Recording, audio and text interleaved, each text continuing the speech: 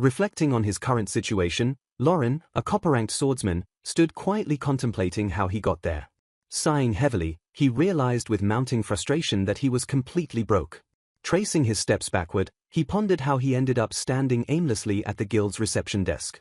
His story began as a young boy when a wandering mercenary group took him in and raised him.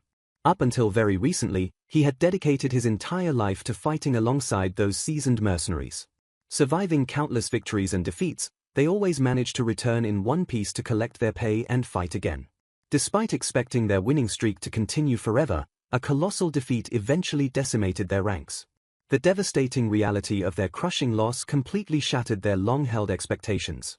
Barely surviving on his last legs, he dragged himself to this town after being separated from the few remaining survivors. Seeking wandering work much like a mercenary, he easily found his way to the Adventurers Guild. Without facing any background checks, he paid the registration fee and was swiftly accepted into their ranks. His only remaining worldly possessions were his worn leather armor and a massive two-handed sword. He also desperately clung to the few silver pieces left to his name. In the blink of an eye, the veteran fighter was reduced to a wandering, aimless drifter. Left with absolutely no other viable options, the newly minted drifter surveyed the guild's available offerings.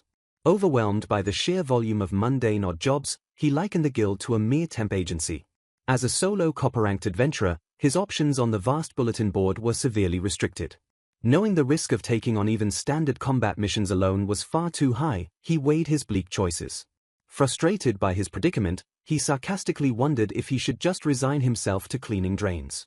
Suddenly, a voice called out from behind, snapping him out of his miserable thoughts. Turning around, he faced an inquiring stranger who enthusiastically asked if he was looking for work. Noting Lauren's solitary status and veteran swordsman appearance, the stranger pointed out that most requests required a full team. Explaining that his party desperately needed a vanguard, the man invited Lauren to join forces for a mission. Thinking back to his wary mercenary days, Lauren knew he would normally refuse such an abrupt offer immediately.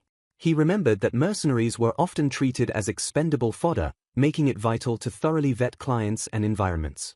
Recognizing that group rewards were better but thorough vetting wasn't always possible, he hesitated. A specific, unavoidable exception came to his mind as he stared at the eager recruiter. Desperation forced his hand, and he reluctantly asked about the job details since he was dead broke. Cheering happily, the recruiter announced to his group that a new member was joining their party. The assembled 5 adventurers prepared to embark on their upcoming mission as a united front. Kicking things off, the leader cheerfully suggested they all introduce themselves to build camaraderie. He formally introduced Lauren to the rest of the group as their newly recruited vanguard.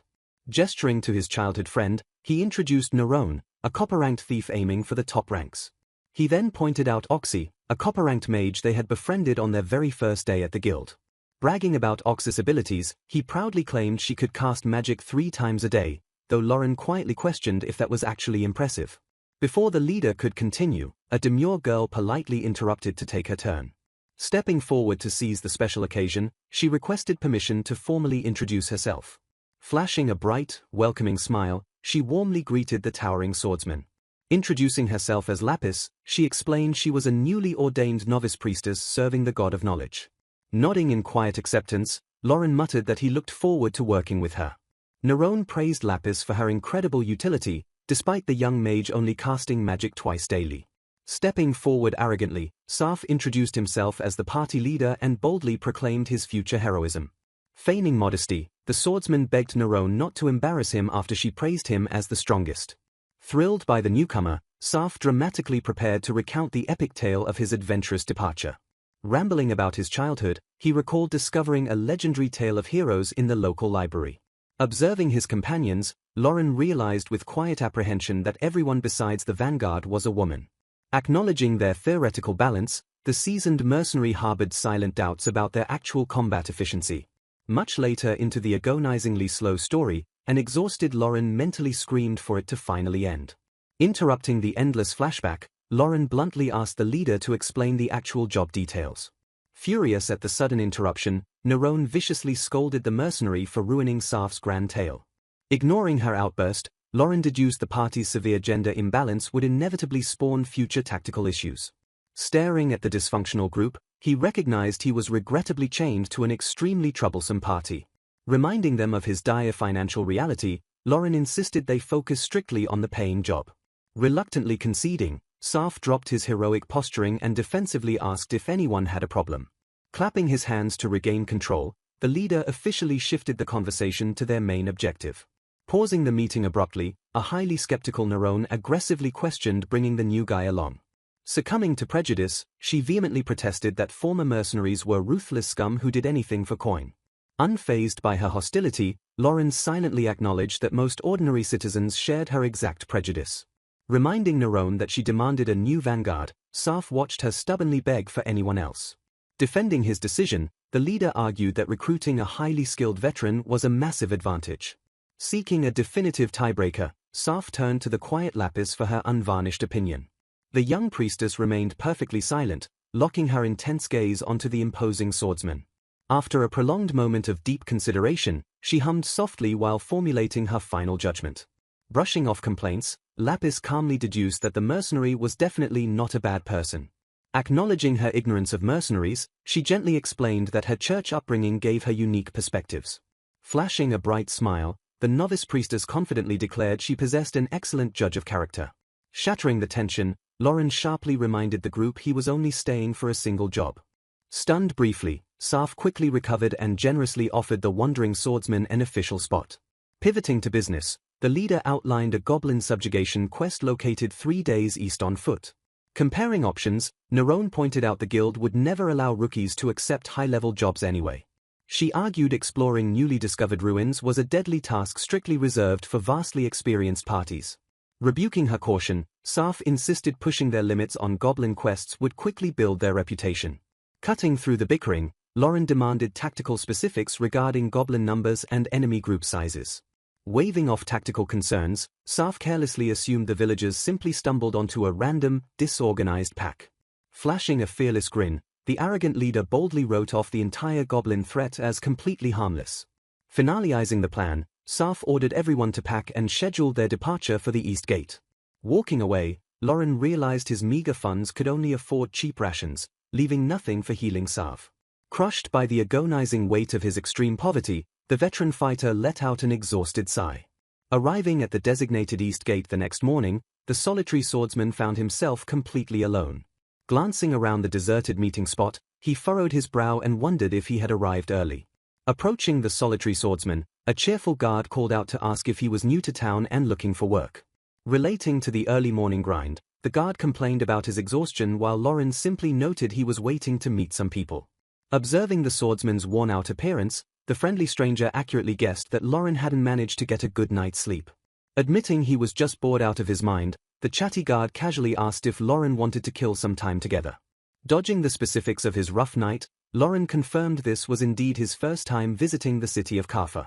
Beaming with local pride, the guard declared that while they might lose to the royal capital, Kaffa was still a truly great city.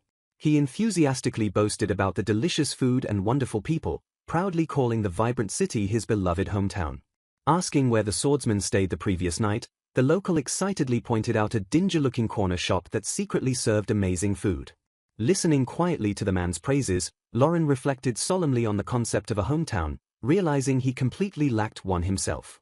Recalling his harsh mercenary days, the veteran mused on how his people had always traveled from battle to battle like restless migratory birds. He found it entirely impossible to imagine the luxury of simply relaxing and resting peacefully within a single city for an extended time. Despite his rugged past, a faint smile crossed his face as he admitted that settling down probably wouldn't be half bad. Shattering his quiet contemplation, the boisterous voice of Saf echoed across the street as the party leader finally arrived. Noticing the approaching group, the guard asked if they were friends, prompting Lauren to clarify they were just a temporary party. Leaning in closely, the guard shared a personal theory and sternly advised the swordsman to cut ties with that specific group immediately. Dismissing the warning as pure jealousy, Lauren listened as the guard insisted there wasn't a single decent person in that flashy party. As Saf jogged up and asked if they had kept him waiting, Lauren secretly agreed with the guard's advice to escape this group quickly. Rallying his assembled team, the overly energetic leader announced they had a 3-day journey to Ains town and ordered everyone out. To Lauren's absolute shock, Saf suddenly pivoted his plan and cheerfully suggested they find a wagon for the trip. Internal panic gripped the broke mercenary as he realized he had already spent his last coins on food and couldn't afford any transport. Desperately calculating his grim options, Lauren seriously debated whether he would have to sprint alongside the wagon all the way to Ains town. Interrupting his spiraling thoughts, a small, gentle hand suddenly tapped the tense swordsman firmly on the arm. Glancing down in surprise, Lauren met the calm, unblinking gaze of the novice priestess Lapis. Reading him like an open book, Lapis softly inquired if he was silently stressing over his severe lack of travel funds. Without waiting for an answer, the perceptive girl smoothly slipped 10 copper coins into his calloused hand to cover the fare. Stunned by her sudden charity, Lauren hesitated as she insisted it was merely a loan and politely urged him to accept it. Revealing her pragmatic side, Lapis cunningly noted that having a skilled veteran owe her a favor could prove highly advantageous down the line. She elaborated that he might eventually find himself in a prime position to assist her with a future problem. As Saf shouted excitedly about securing a wagon, the young priestess smiled and told Lauren to consider the coins a simple investment. Waving the party over, their leader proudly announced he had haggled the ride to Ains town down to a mere 5 copper pieces. Meeting the priestess's knowing smirk, the swordsman silently acknowledged that her calculated financial estimate had been highly accurate. Swallowing his battered pride, Lauren graciously accepted the desperately needed coins and offered the young girl a quiet thanks. With their transportation finally secured, an oblivious Saf threw his arm forward and dramatically commanded the party to march. Climbing aboard the wooden cart, Lauren let out a heavy, defeated sigh as he realized he was already chained by debt before the mission even began. Rattling violently down the dirt path, the cramped wagon carried the strange team forward as Lauren grimly predicted a very rough road ahead. Gratefully thanking the driver for the sudden lift, the wary adventurers sighed in absolute relief. Agreeing completely, one girl sharply remarked that wasting precious time and energy on walking would be idiotic. The cheerful driver confirmed they were the adventurers hired to handle the village's goblin problem. While the girls profusely thanked the merchant, a cynical Lauren silently grumbled about the fair price. Brimming with unwavering confidence, the flashy party boldly assured the driver he could leave the goblins to them. The rhythmic clacking of the wooden wagon echoed steadily as it rolled down the dirt road. Continuing their uneventful journey, the massive cart pressed onward through the sprawling, idyllic countryside. The long hours stretched out endlessly as the sun slowly shifted across the open sky. Staring blankly ahead, Lauren bitterly realized his hopes of discussing battle strategy upon arrival were crumbling. The heavy metallic clinking of gear signaled their halt as the exhausted group prepared to camp. Working closely together to pitch their tents, the party members exchanged quick thanks in the wilderness. Calling an end to travel, the driver noted a swift morning departure would get them there by noon. Yawning loudly into the evening air, the weary wagon driver abruptly announced he was hitting the hay. Nodding in absolute agreement, one eager adventurer suggested the rest of the party catch some sleep too. While a fatigued Nerone whined, Saf authoritatively declared that he and Lauren would handle the night watch. When Lauren asked about guarding together, Saf immediately rejected it so neither missed out on sleep. Noting that 2-person teams were standard, the veterans silently questioned the stupidity of a solo watch. Pointing out the grave danger of a single guard, Lauren was aggressively interrupted by Saf's demands. Glaring fiercely, Nerone coldly ordered the mercenary to shut up and fall in line with their leader. A suffocating tension blanketed the quiet campsite as the veterans stared down the inexperienced adventurers. Feigning severe exhaustion, Saf dumped the first watch onto Lauren and promised to swap at midnight.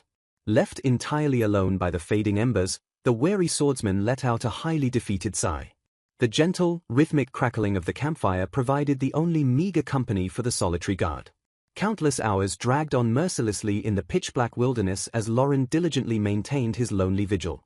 Suddenly, faint and highly suggestive gasps from the nearby tents caught the alert swordsman's immediate attention. The rhythmic, unmistakable sounds of intense physical intimacy echoed shamelessly through the perfectly quiet camp.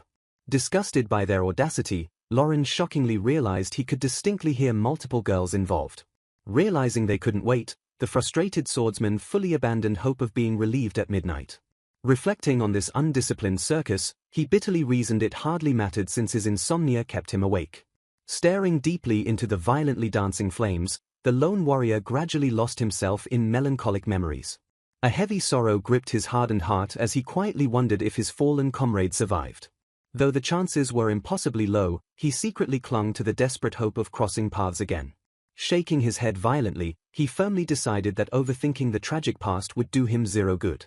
A sudden metallic clanging shattered the silence as Lauren swiftly drew his sword at the approaching figure.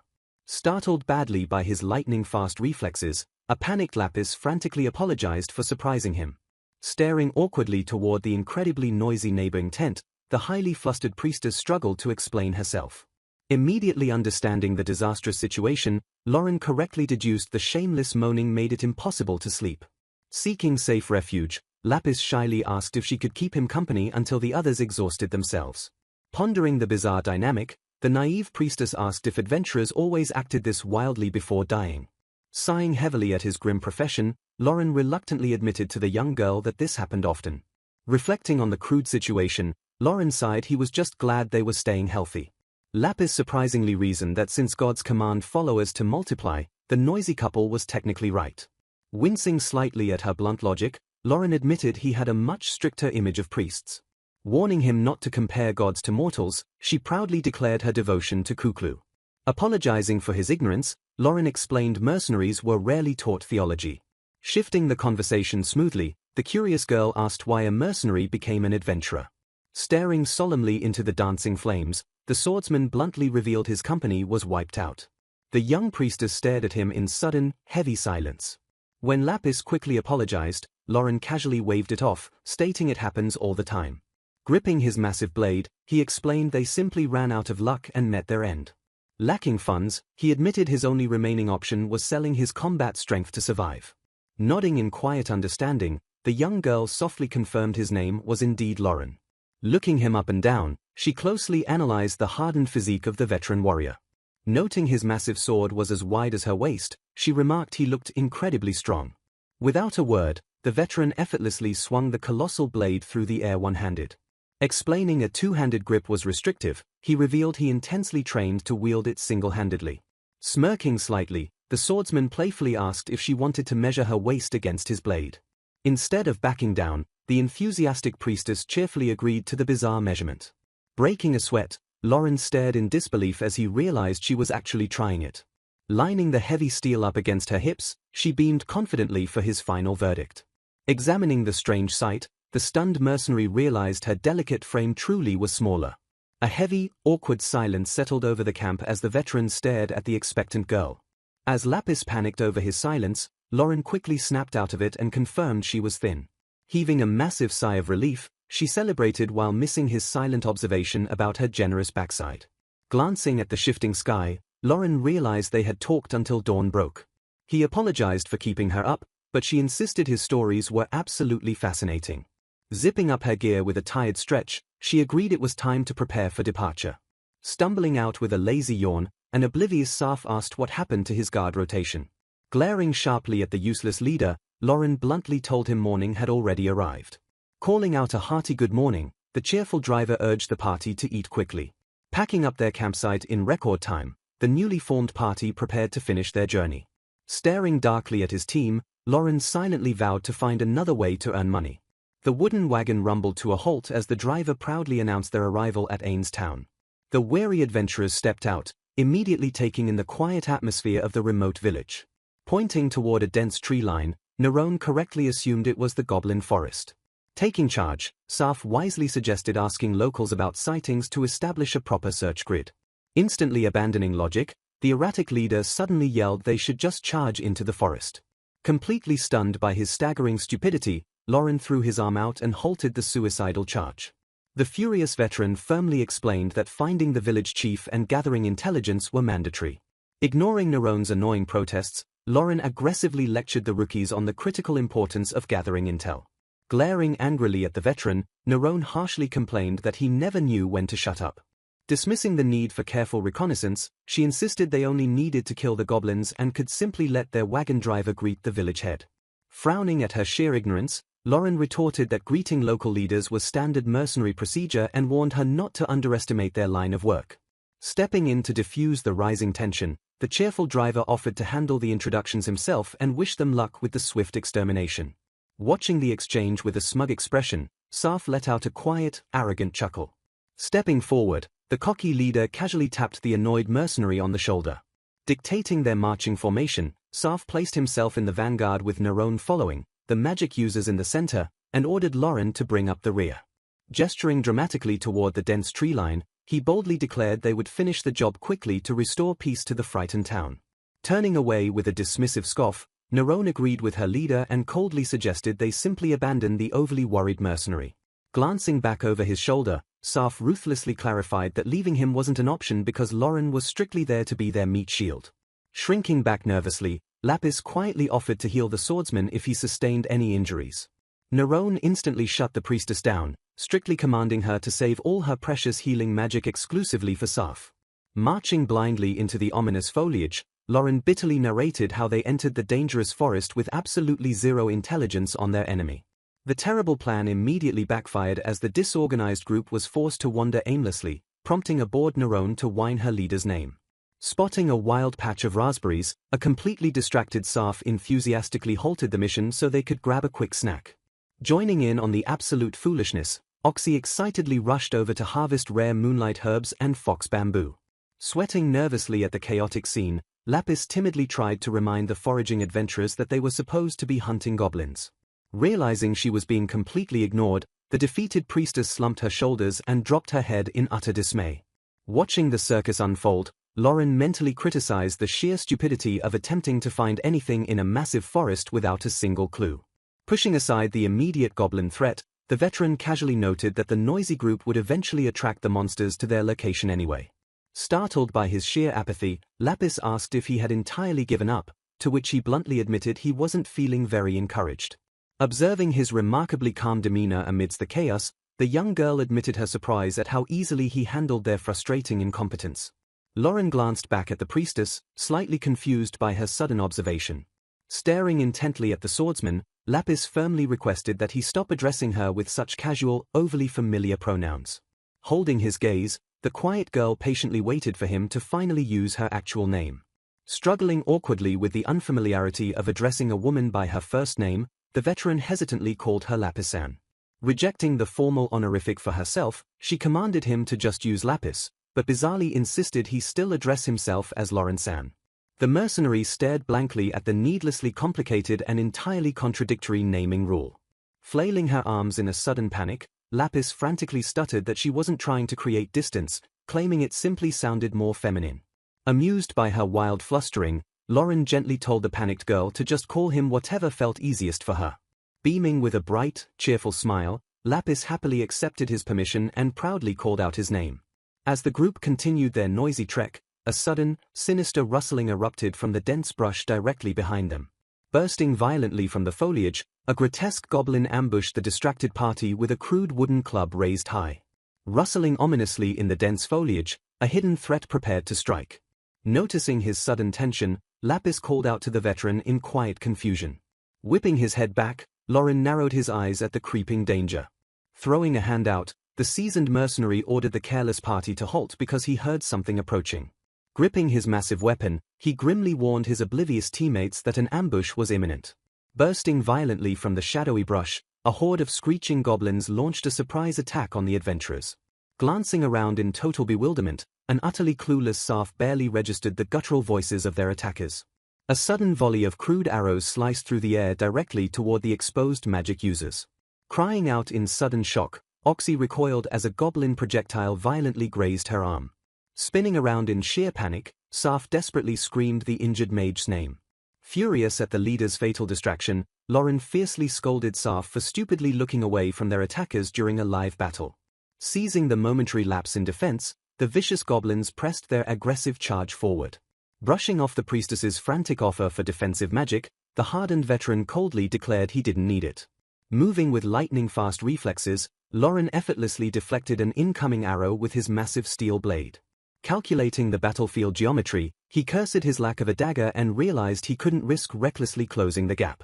Pivoting his heavy stance, the veteran swordsman swiftly adjusted his positioning to counter the relentless assault.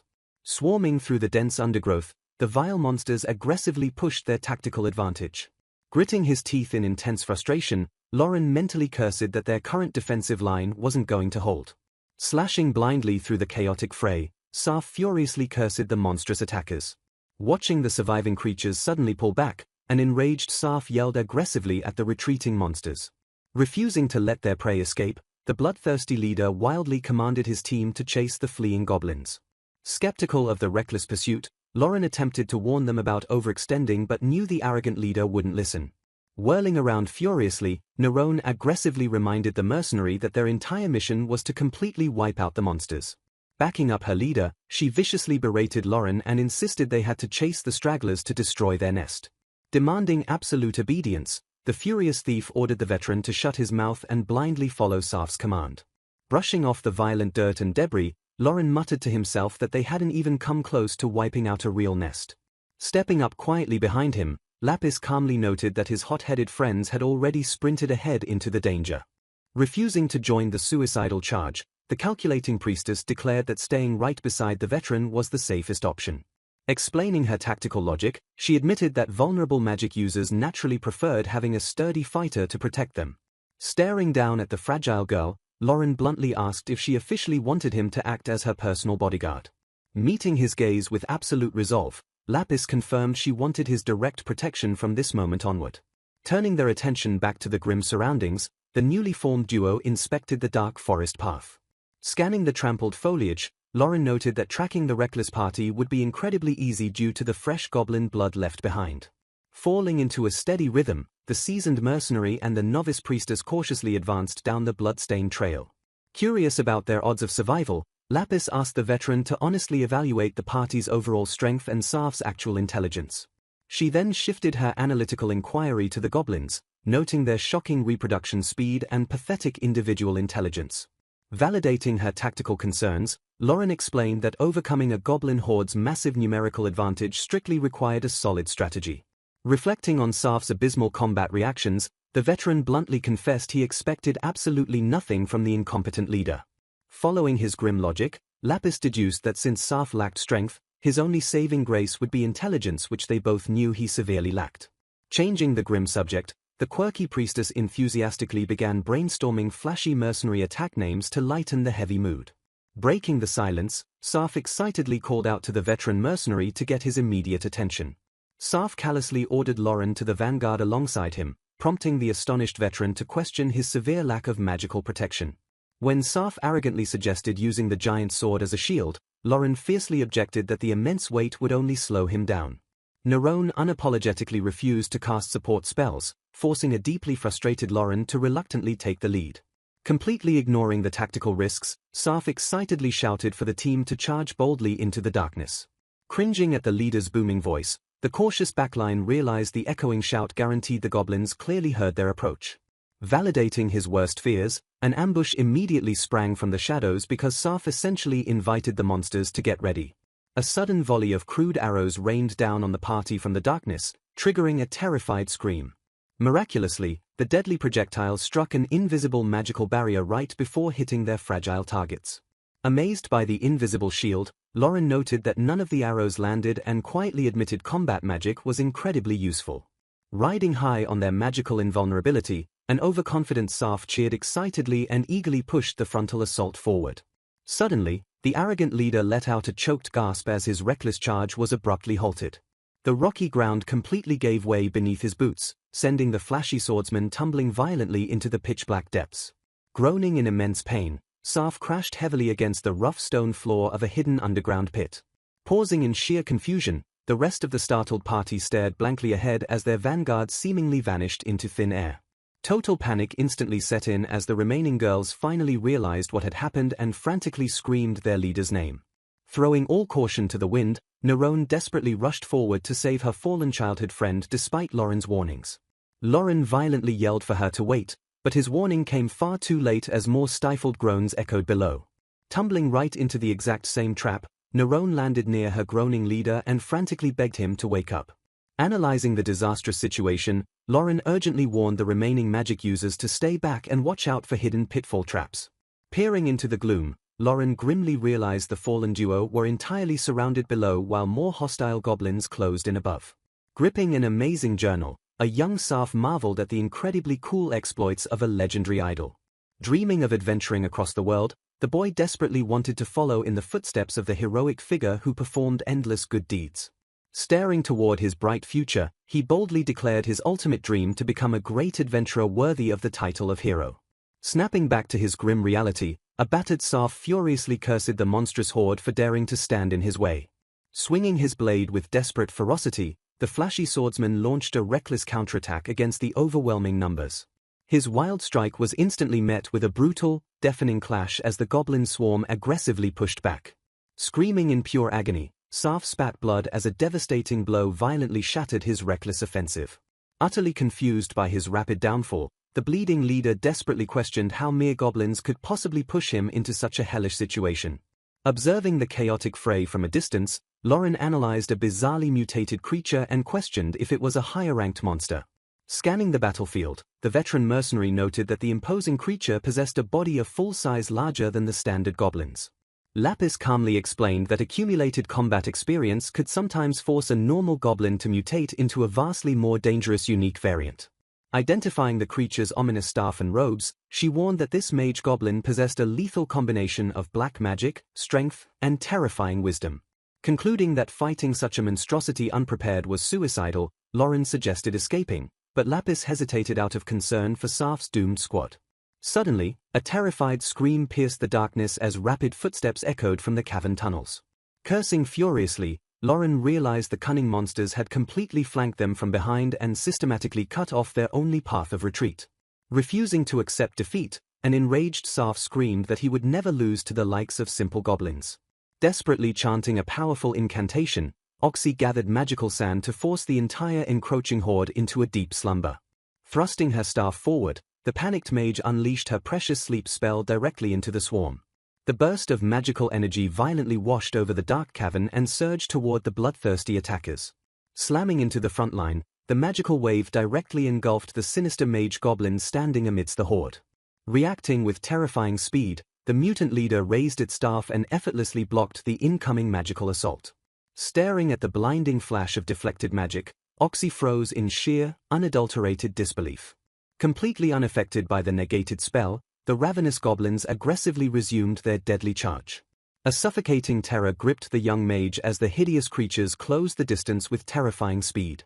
Whirling around in a complete panic, Nerone frantically screamed at Oxy and demanded to know why the magic had failed. Trembling uncontrollably, the defeated mage realized the horrifying truth of their inescapable doom. Breaking down into hysterical tears, Oxy screamed into the darkness as utter despair completely shattered her mind. She sobbed violently, absolutely devastated that not a single monster had succumbed to her strongest sleep magic.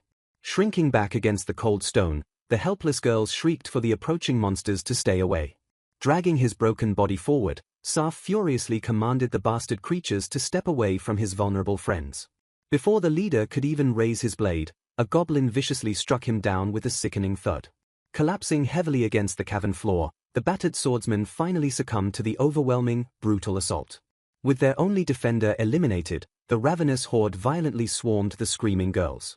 Bleeding out in the dark, a shattered Saf muttered in pure disbelief that this pathetic end was entirely impossible. The cavern echoed with horrifying wails as Nerone and Oxy desperately begged the monsters to let them go. Watching his precious friends get torn apart, the dying boy wept bitterly over his ruined dream of becoming a great hero. The claustrophobic darkness amplified the sickening, wet sounds of tearing flesh and absolute, unchecked brutality. Calculating their grim odds, Lapis coldly stated that the trio could no longer be saved and noted their own retreat path was completely blocked. Frantically turning to the quiet priestess, Lauren yelled out to ask if she was still paralyzed by fear. Acknowledging they were in a desperate pinch, the hardened veteran urgently demanded to know if she had any fighting strength left to survive. A vicious battle erupts in the control room as the trapped adventurers violently clash with a surging wave of enemies.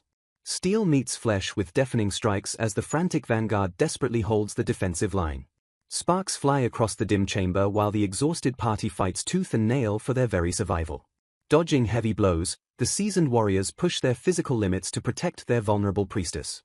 The chaotic skirmish intensifies, forcing the bloody defenders back toward the glowing control console. Sweeping his massive blade, Lauren brutally cleaves through an advancing attacker with practiced precision. A heavy impact forces the mercenary backward as the sheer numbers begin to overwhelm their defensive formation. Examining his badly chipped weapon mid-swing, Lauren grimly realizes his greatsword will not last much longer against this onslaught. He urgently shouts over the din of battle, demanding to know exactly how much longer Lapis needs to override the system.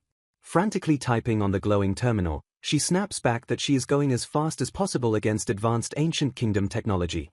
She confidently estimates the complex digital hack will take no more than an hour to fully complete.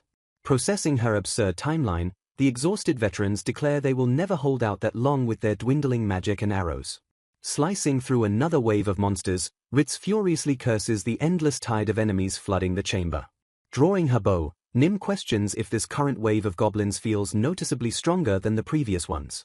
Another feral squad of monsters charges into the fray with terrifying, unnatural coordination. Holding the bloody front line, Ritz observes the bizarre sight of goblins prioritizing the collection of their fallen kin mid-battle.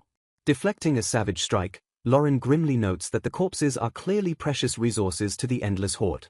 Realizing the apocalyptic implications, Lapis screams for the vanguard to immediately stop the monsters from hauling away the bodies. Ritz fires back that preventing the corpse retrieval is an impossible luxury when they are barely surviving the frontline assault. Slashing a goblin's throat, the veteran leader questions why the scavenging even matters in the grand scheme of their immediate survival. Lapis frantically reminds him that the facility recycles the dead to forge even stronger variants using accumulated combat experience. She chillingly explains that every goblin the party slaughters acts as a fresh source of combat data to design a superior enemy. Reading from the translated manual, she reveals that transferring harvested combat experience into a fresh body only takes mere seconds. The priestess drops a final bombshell, stating this very control room connects directly to the automated biological production facility. A horrific realization washes over Ritz as he understands the goblins will infinitely scale in power the longer the battle rages. Lapis confirms that gathering enough baseline combat data guarantees the immediate creation of a highly evolved variant. Driven by pure desperation, the vanguard aggressively pushes forward to shatter the enemy ranks before it is too late. Lauren unleashes a devastating downward strike meant to instantly execute his screeching target. To everyone's absolute shock, the lowly goblin skillfully raises a stolen shield to perfectly block the fatal blow. Staring at the deflected blade, Lauren realizes the horde has already successfully adapted their weapon tactics. Ritz curses their rapidly evolving foes and urges everyone to end the fight before a true champion emerges. Heavy, methodical footsteps echo ominously from the dark corridor just beyond the facility doors. The regular goblins suddenly halt their frenzied attack to clear a wide path for the approaching entity. A massive, imposing silhouette steps into the dim light of the ancient control room. Watching the terrifying figure emerge, Lapis grimly announces that the predicted stronger variant has finally arrived. The hyper-evolved monstrosity glares down at the exhausted adventurers with cold, calculating eyes. Exploding into motion, the giant beast launches a blindingly fast assault against the stunned vanguard.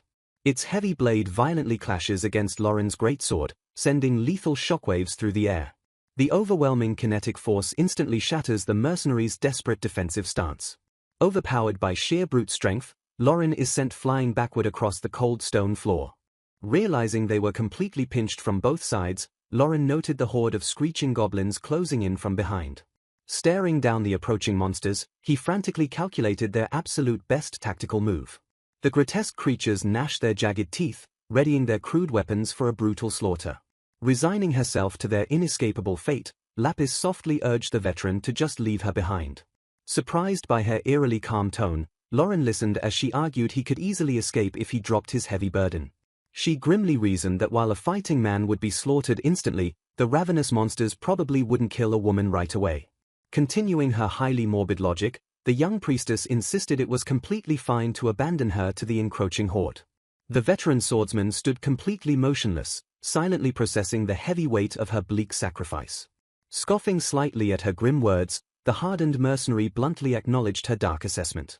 Without a single second of hesitation, the towering swordsman suddenly scooped the highly startled priestess into his strong arms.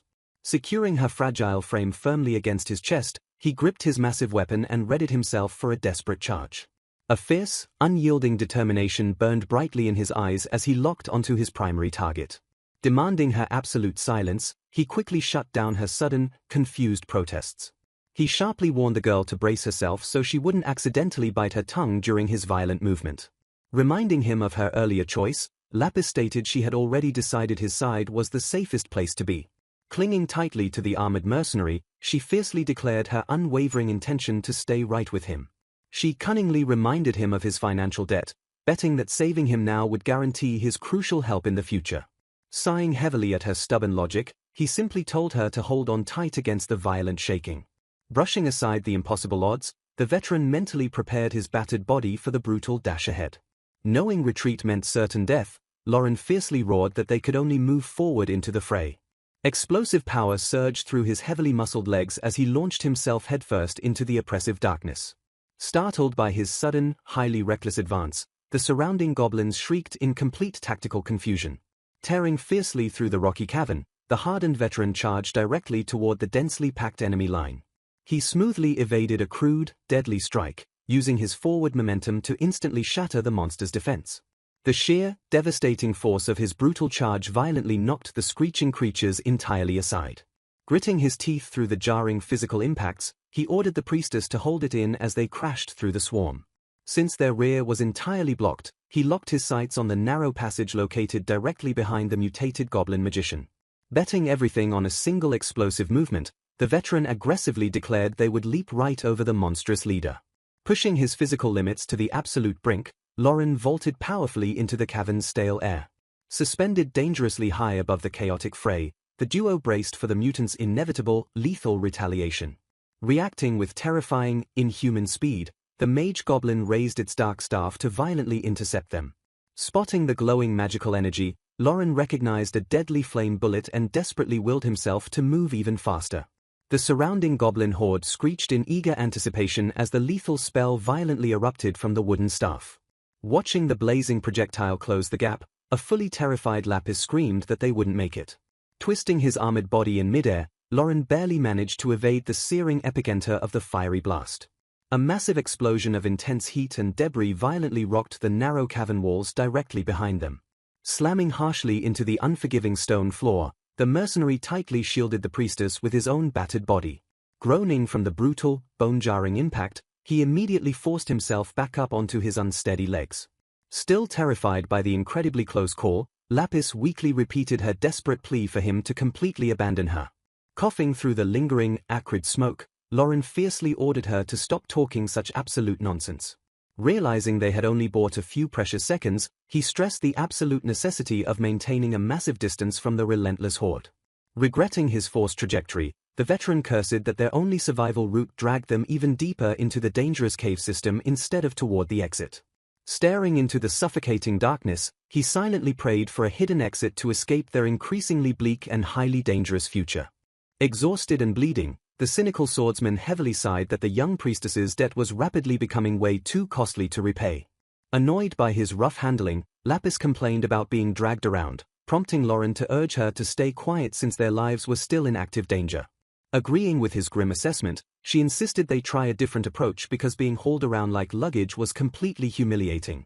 The desperate duo sprinted through the suffocating darkness of the rocky cavern. Chanting a quick incantation, Lapis summoned a glowing magical orb and asked the veteran if he could see properly now. Sighing in absolute relief, she gladly noted that she no longer had to be carried around like a sack of potatoes. She assured the rugged mercenary she didn't expect princess treatment, firmly demanding to be treated as more than extra baggage. Smiling brightly under the newly cast light, Lapis happily declared that moving on her own feet was vastly superior. Shifting her demeanor entirely, she called out the veteran's name with sudden, profound seriousness. Bowing her head slightly, she formally expressed her deepest gratitude to Lauren for saving her life during the brutal ambush. Mentally noting her strange reversion to formal speech, Lauren listened as she directly asked why he chose to rescue her. Staring intently at the swordsman, she emphasized her confusion by pointing out he had ruthlessly left everyone else behind to die. Lauren casually shrugged off her gratitude, attributing his actions to luck, a fickle nature, and the copper coins he owed her. Unfazed by her lingering doubt, he bluntly told the priestess she could believe whichever reason she preferred since they were all true. Lapis stubbornly insisted he must simply be kind, leading Lauren to argue a truly kind man wouldn't have abandoned his party.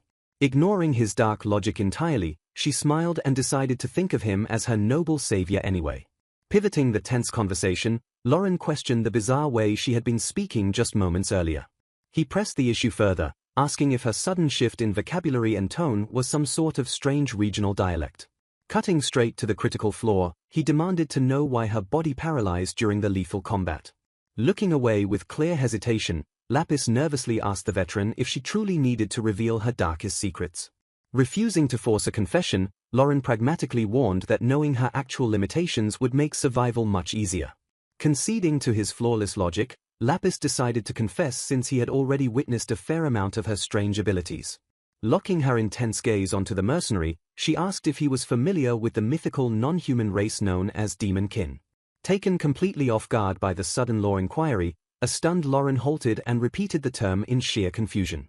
Remaining perfectly calm, Lapis explained that demon kin existed alongside other non-human races like demihumans and beastfolk. Her expression darkened considerably as she noted this specific race carried an incredibly poor reputation across the known world. Detailing their infamous nature, she explained demons possessed vastly superior traits while ruthlessly exploiting other races for personal gain. Lauren pragmatically dismissed the racial prejudice, arguing plenty of humans acted the exact same way. Lapis pointed out that human churches still regarded demons with absolute disgust because they overwhelmingly refused to worship any gods. She revealed demons were completely indistinguishable from normal humans, save for their signature deep violet eyes.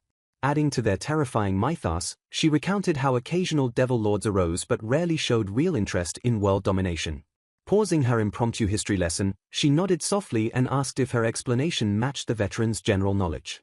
As Lauren confirmed her story, Lapis casually dropped the massive bombshell that she was actually a demon herself. Staring at her in utter disbelief, Lauren pointed out the glaring contradictions of her being a holy priestess without violet eyes. Completely unfazed, Lapis explained that while demons rejected peaceful gods, they shared deep ideological ties with the pragmatic god of knowledge.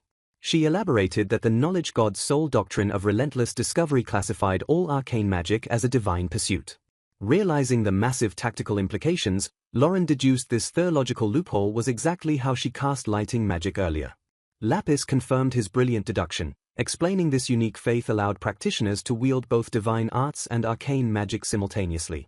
Bragging with sudden arrogance, she boldly declared her demonic aptitude made her vastly superior to any mere human attempting dual casting.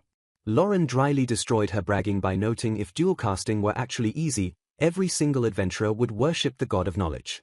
Accepting her bizarre heritage, the seasoned mercenary bluntly asked why a powerful demon decided to become a lowly adventurer. Recalling geographical lore, Lauren questioned if most demon kin were traditionally isolated within the mountains at the continent's center. Lapis confirmed that the physically treacherous terrain had historically crippled their ability to interact with outside races. Shocking the veteran, the priestess revealed that her people actually ventured into the outside world quite frequently without ever being detected. She explained that their remarkably human-like appearance allowed them to easily pass as distinguished nobles as long as they remained careful. Adding a grim caveat, she noted that demons traveling in human lands either hid their true powers or operated under severe physical restrictions. Pausing nervously, the priestess admitted that her current paralyzed state was the direct result of those very restrictions. A heavy silence fell over the dark tunnel as the demon girl lowered her gaze in quiet resignation. Raising her trembling hand, Lapis bluntly confessed that her current physical form was entirely artificial. Stunned beyond belief, Lauren listened as she revealed her limbs and eyes were magical prosthetics designed to process sensory information. She elaborated that operating the artificial body constantly drained a massive amount of her innate mana just to perform basic movements. Shifting the topic to the ambush, Lapis asked if the swordsman remembered how Oxy suddenly failed to activate her spells. She deduced that the goblin mage had used a rare magical item to cast a negation spell, effectively neutralizing all magic within the immediate vicinity. Reaching into his pouches, Lauren pulled out a strange artifact and asked if it was the magical item she described. The cracked, ominous relic rested heavily in the veteran mercenary's calloused hand. Confirming his suspicion, Lapis wondered how such a rare, single-use artifact ended up in the hands of simple goblins. Staring at her still numb limbs, the priestess sighed that it would take considerable time before she regained full mobility. Realizing the antimagic field was why she demanded to be left behind, Lauren silently noted her relief that her artificial eyes hadn't failed. Pivoting his interrogation, the veteran pressed her about the sudden, drastic shift in her speaking tone. Meeting his gaze steadily, Lapis confessed that her current, highly formal tone was actually her true voice. She explained that the sudden paralysis violently forced her mind to switch into a completely different mental state. Grasping the concept immediately, Lauren compared it to shifting into a ruthless battle mindset, admitting he possessed a similar mental trigger. Relieved by his quick understanding, the demon priestess quietly thought to herself that her dual nature wasn't so outrageous after all. Returning to grim logic, she firmly stated that leaving her paralyzed body behind was tactically the absolute best course of action. Breaking her stoic facade, she sincerely expressed her profound gratitude that the mercenary completely ignored logic to save her. A genuine, deeply emotional warmth flooded the young demon's normally calculating eyes. Acknowledging the bitter reality of the world, she reminded him that her race was widely despised by society. Staring fiercely at the swordsman, she boldly declared that demons never forgot a life debt. Smirking at her intense promise, the seasoned mercenary casually noted that her absolute loyalty was very good to know. Pushing his aching legs forward, Lauren told her she could repay him however she wanted once they finally escaped the hellish cave. The exhausted duo pressed relentlessly onward through the seemingly endless subterranean darkness. Glancing around the smooth stone walls, Lapis suddenly questioned if the cavern's bizarre structure felt entirely unnatural. Agreeing with her sharp observation, Lauren noted they had traveled a massive distance without finding a single sign of the surface. He pointed out that while they initially passed several crude goblin dens, the current passage stretched on endlessly without any side branches.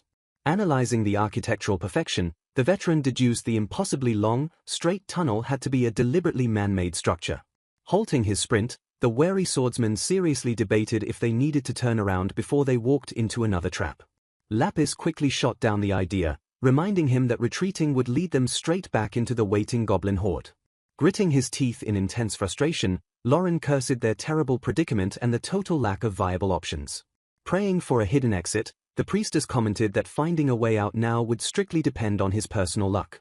Scoffing bitterly, the cynical mercenary aggressively warned her not to place any faith whatsoever in his infamously terrible luck.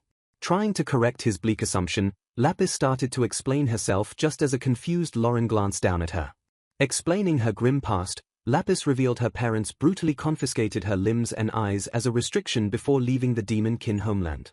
Shocked by the casual cruelty, Lauren gaped at the horrifying revelation that her own family mutilated her.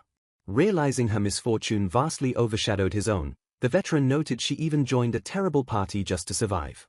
Brushing off his sympathy, she explained the incompetent party was merely convenient because they ignored her true nature. Refusing to compete in misery, Lapis stated she must gain worldly experience while searching human territory for her scattered body parts.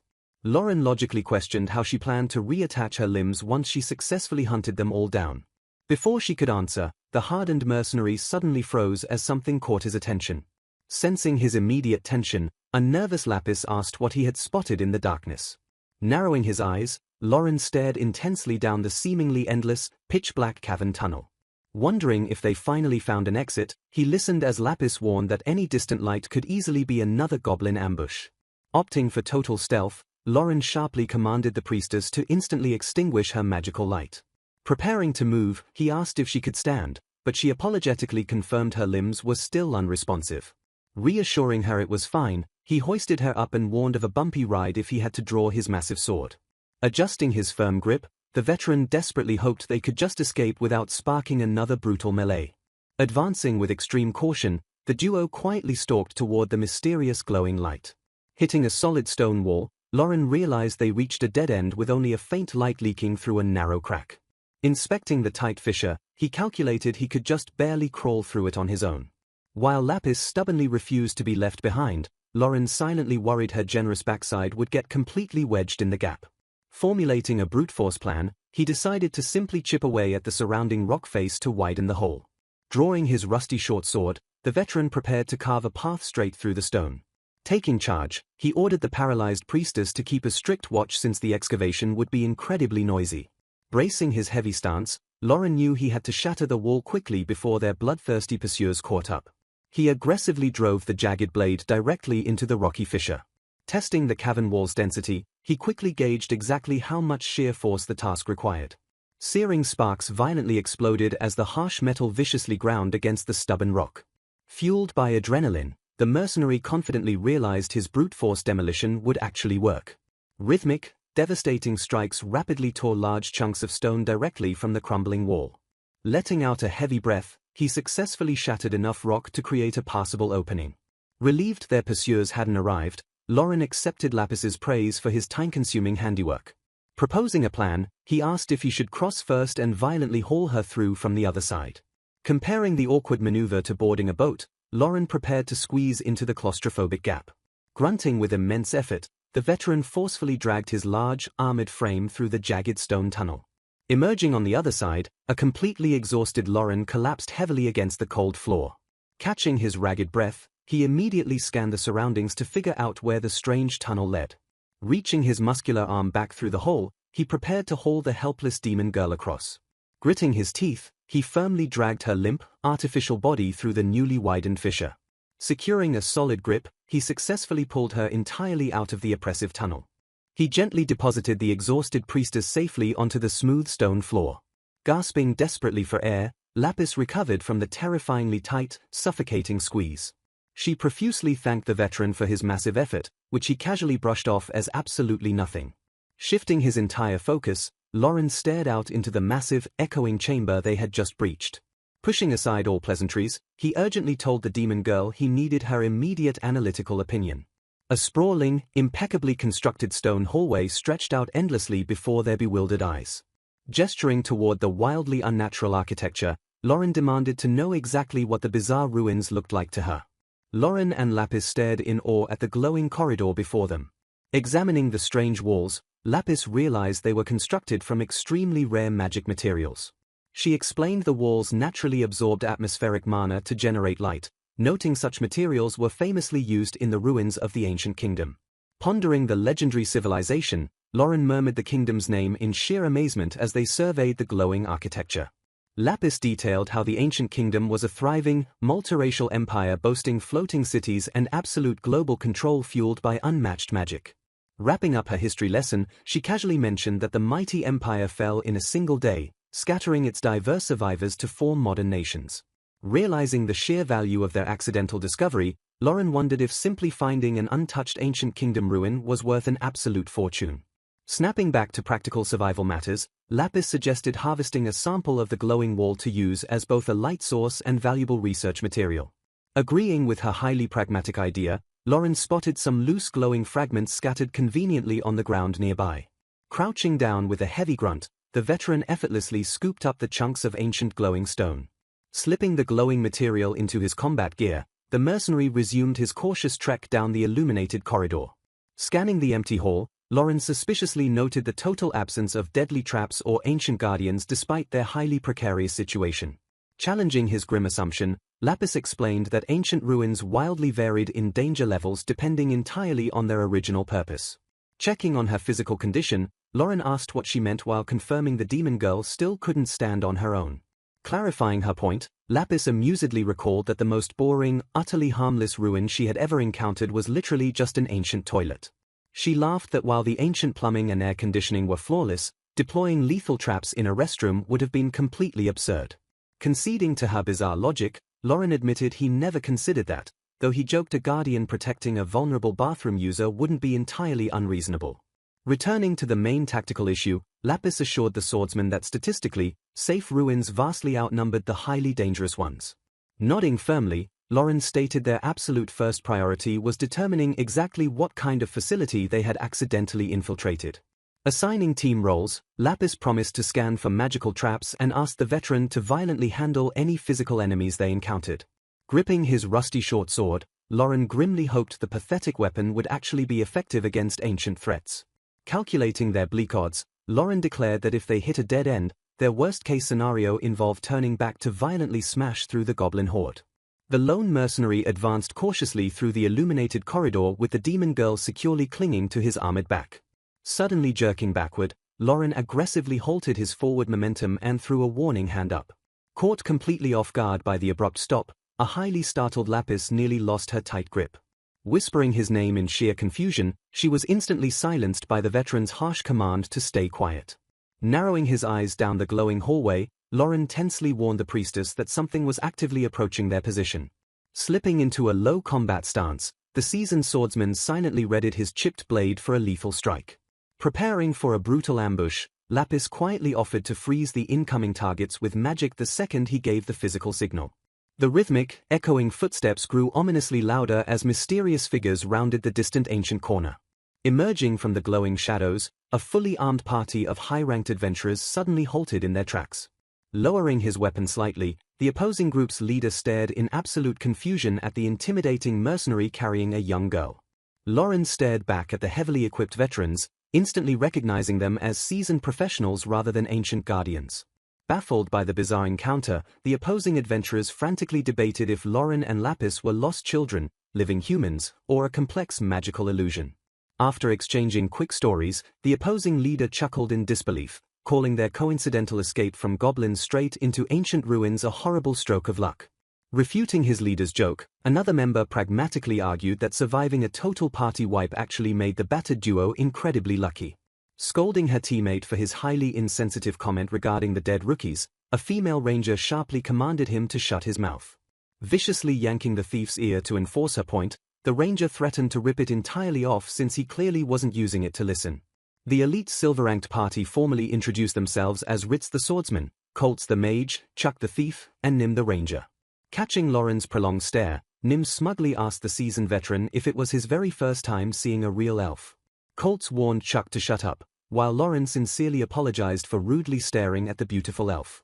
Ritz demanded they stop screwing around, but Nim calmly offered to forgive Lauren for one of Colt's eyes. Ritz asked if they knew about the Ainstown expedition, explaining they were too busy to escort them. Realizing the context, Lapis remembered her former party loudly complaining about this exact job. Ritz noted unexplored ruins were incredibly lucrative, prompting Lauren to ask if they were in that specific dungeon. Confirming the location, Ritz explained they wanted to earn coin but found another group already exploring. He stressed they were heavily competing with the rivals for the best findings and rewards. Understanding their rush, Lauren respectfully promised not to interfere with their lucrative work. The mercenary simply asked Ritz to point them toward the nearest exit so they could leave independently. Instead of answering, Ritz nervously scratched his head with a highly awkward expression. The elite leader sheepishly admitted that he actually had no idea where the exit was either. Lauren stared blankly at the seasoned veteran, stunned by his incredibly careless incompetence. Defending himself, Ritz furiously clarified it wasn't a mapping error or a mental lapse. Suddenly halting his defense, the swordsman glanced over and noticed something highly suspicious. Ritz locked an intense stare directly onto the supposedly paralyzed priestess resting on Lauren's back. He noted her sharp gaze didn't match a helpless burden, prompting Lapis to nervously question his stare. Refocusing the tense conversation, Lauren firmly demanded to know why they couldn't find the exit. Completely deflating, Ritz embarrassingly admitted his entire squad had tumbled through a hidden pitfall trap. Blaming the disaster entirely on their thief, Nim furiously yelled that Chuck failed to spot the trap. Ritz explained they all fell simultaneously, though they luckily avoided any lethal spikes at the bottom. Holding a deep grudge, Nim complained Chuck landed on her, while he arrogantly compared her to the floor. Preparing her bow for a point-blank execution, the enraged ranger coldly demanded the thief's final words. Chuck desperately defended his cruel truth as Nim declared it was time for his immediate execution. Sighing at his dysfunctional team, Ritz officially explained the fall was why they couldn't find the exit. He added the brutal drop heavily injured several members, forcing them to exhaust their precious healing potions. Seeing a tactical opportunity, Lauren stepped forward to propose a mutually beneficial deal. Interrupting smoothly, Lapis loudly declared she could cast her healing magic exactly one more time. The entire silver-ranked party stared at the young priestess in total, stunned confusion. Capitalizing on their shock, she promised her magic was highly effective and would recharge if given time. Lauren quickly deduced the veterans desperately wanted to exploit her remaining spells to replace their consumed potions. Lapis whispered that having Lauren carry her ensured the elite squad wouldn't lose any combat strength. Overhearing her cynical whispers, Ritz dryly asked the demon girl if he truly looked that inhumanly cruel. The leader firmly promised he would execute anyone who suggested abandoning the man just for the girl. Requesting her healing spell, Ritz formally proposed they work completely together until they escaped the ruins. Weighing their bleak survival options, Lauren readily accepted the terms on behalf of his paralyzed companion. With the alliance sealed, an overly enthusiastic Ritz commanded the expanded squad to resume exploring. Trudging behind the elite veterans, Lauren quietly hoped they would make it out without further incidents. However, the cynical mercenary seriously doubted they would escape the dungeon without another massive disaster striking. Calling out to the veteran, Lapis quietly grabbed his attention. She softly asked how the severe burn on his shoulder was feeling. Brushing off her concern, Lauren assured her that the injury was perfectly fine. She told him to speak up if it hurt, noting the elite party treated it. Leaning in closely, the priestess whispered she would secretly save a spell for him. Lauren realized she brilliantly lied to the veterans about having only one spell left. He quietly wondered how their fragile alliance would survive such calculated deception. Resigning himself to reality, he accepted their fate was tied to the silver-ranked party. Ritz noted the ruins were strange, fully expecting golems or undead to appear. The leader pointed out they shockingly hadn't encountered a single ancient guardian. Chuck happily argued that avoiding ancient monsters was actually a great thing. Ritz agreed but still found it incredibly weird they only saw goblins. The thief suggested the monsters just crawled through exterior cracks and holes. Nim countered that the ruins were completely sealed by magic until recently. She pointed out the bizarre reality that absolutely nothing else was wandering around. She theorized the original guardians either crumbled to dust or died fighting the goblins. Colts argued that theory made zero sense if the guardians were actually undead. Scratching his head, Ritz complained the dungeon was turning into a troublesome mystery. Shrugging off the complex theories, the leader decided to just think about it later. He firmly declared their only real issue was finding a way out safely. Suddenly holding up her hand, Nim aggressively halted the party's advance. The ranger sharply warned everyone that a goblin patrol was lurking just ahead. Preparing for a brutal fight, Lauren offered to put Lapis down temporarily. Ritz casually waved him off, telling the mercenary there was absolutely no need. The elite leader ordered Lauren to just stay back and watch their flanks. Gripping his sharp daggers, Chuck smirked as he prepared for the ambush. The confident thief casually noted the targets weren't much of a threat. Declining Colt's offer for protection magic, Chuck insisted he didn't need it. Drawing his shining blade, Ritz promised the slaughter would be over quickly. The silver-ranked adventurers launched a flawlessly coordinated assault against the screeching horde. Ritz effortlessly sliced through a goblin with a single, devastating swing. Firing rapidly, Nim planted a lethal arrow directly into her target. Chuck darted violently through the shadows to execute a monster from behind. Colts easily blasted the remaining enemies away with a devastating magical attack.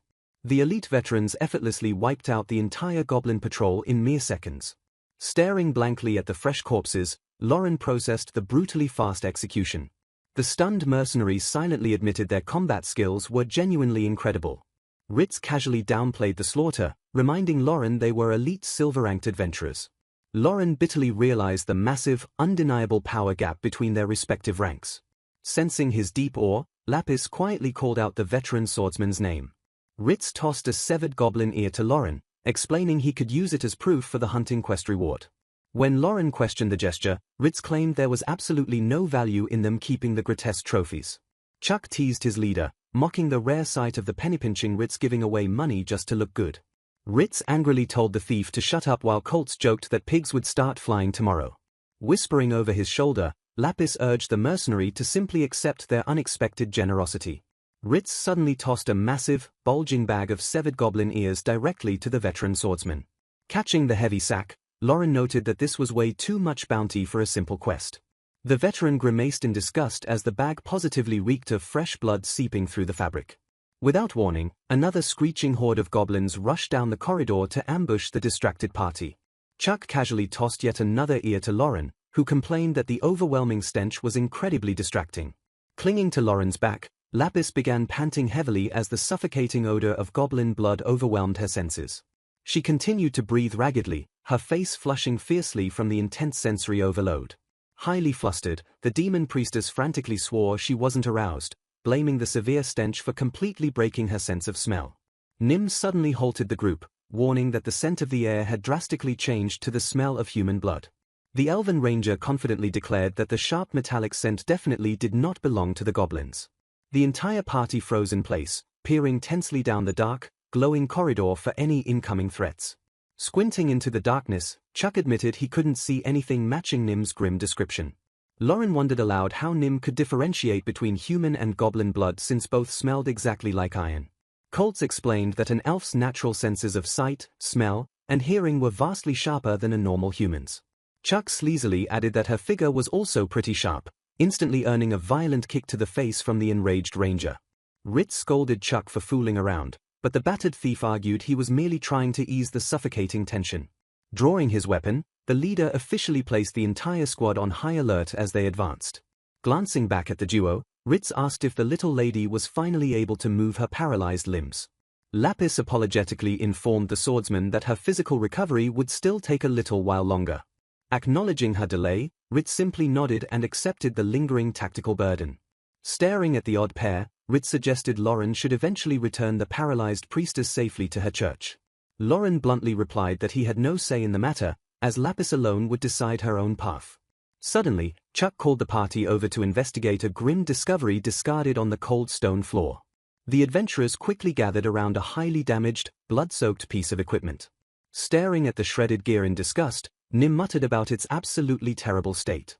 Lauren observed a set of heavily torn leather armor that was completely drenched in fresh blood. Ritz inspected the massive amount of vivid red blood, confirming it was spilled very recently. The leader speculated the armor belonged to their rival competitors, wondering if the impressive party had already fallen. Chuck and Colts bickered in the background while Ritz silently contemplated the grim evidence. Nim sharply called out Ritz and Chuck for being careless while Colts indignantly denied going senile. Ignoring her noisy squad entirely, Nim turned to Lauren and respectfully asked for his professional opinion. Surprised she chose to ask him instead of her companions, Lauren listened as Nim asked what happened to the armor's owner. Analyzing the sheer volume of blood pooling on the gear, the veteran swordsman concluded the owner was undoubtedly dead. Nim agreed with his grim assessment, noting the massive blood loss made survival entirely impossible. She deduced that if the ruined armor belonged to the rival party, it was definitely worn by a female thief. Lauren pieced together the disturbing facts: a dead woman, a destroyed party, and a dungeon supposedly filled only with goblins. Noticing his dark realization, Nim asked the mercenary if he had figured something out. Gritting his teeth, Lauren aggressively declared that the horrific scene didn't make any logical sense. He firmly pointed out that the slaughtered owner of the bloody armor was a human woman. He contrasted this fact against the brutal reality of being captured by a horde of ravenous goblins.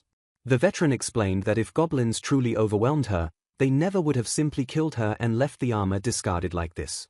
Nim solemnly agreed, confirming that leaving a female captive dead in torn armor was completely contrary to typical goblin behavior. Staring into the dark corridor, Nim admitted she had reached the exact same horrifying conclusion. She grimly warned the party that something far more dangerous than goblins was actively lurking within the ancient ruins. Questioning the grim deduction, Chuck and Colts asked what Nim meant by something else lurking in the dark. The confused adventurers pointed out that they strictly assumed only goblins inhabited these underground passages. Explaining goblin behavior, Nim stated that the vile monsters had very specific uses for any human females they managed to capture. She grimly clarified that the ravenous creatures never killed their female victims right away. Pointing to the shredded armor, she argued that finding a dead woman simply abandoned by goblins was highly unusual. She noted that if the woman had been captured alive, the horde would have eagerly dragged her back to their nest for twisted pleasure. A heavy, sickening realization suddenly washed over the horrified adventurers. Concluding the dark logic, Nim deduced that something far deadlier than goblins was actively hunting in the ruins. Seeking a tactical retreat, Ritz asked the ranger if she could easily retrace their steps through the straight passageway. Nim firmly nodded, confirming she remembered the exact route back to where they first met. Ritz quickly ordered the team to fall back, but Chuck violently interrupted to question the sudden retreat. The stubborn thief argued that a single piece of bloody armor wasn't concrete enough proof to abandon their highly lucrative mission. He insisted that turning tail and running from a pile of bloody clothes would ruin their elite reputation. Pressing his case, Chuck claimed they needed actual identification items to verify the victim's identity before panicking. Gesturing with his hands, the thief emphasized the strict necessity of finding undeniable proof. He warned that a cowardly retreat would severely damage their future career opportunities, demanding they stay on high alert instead.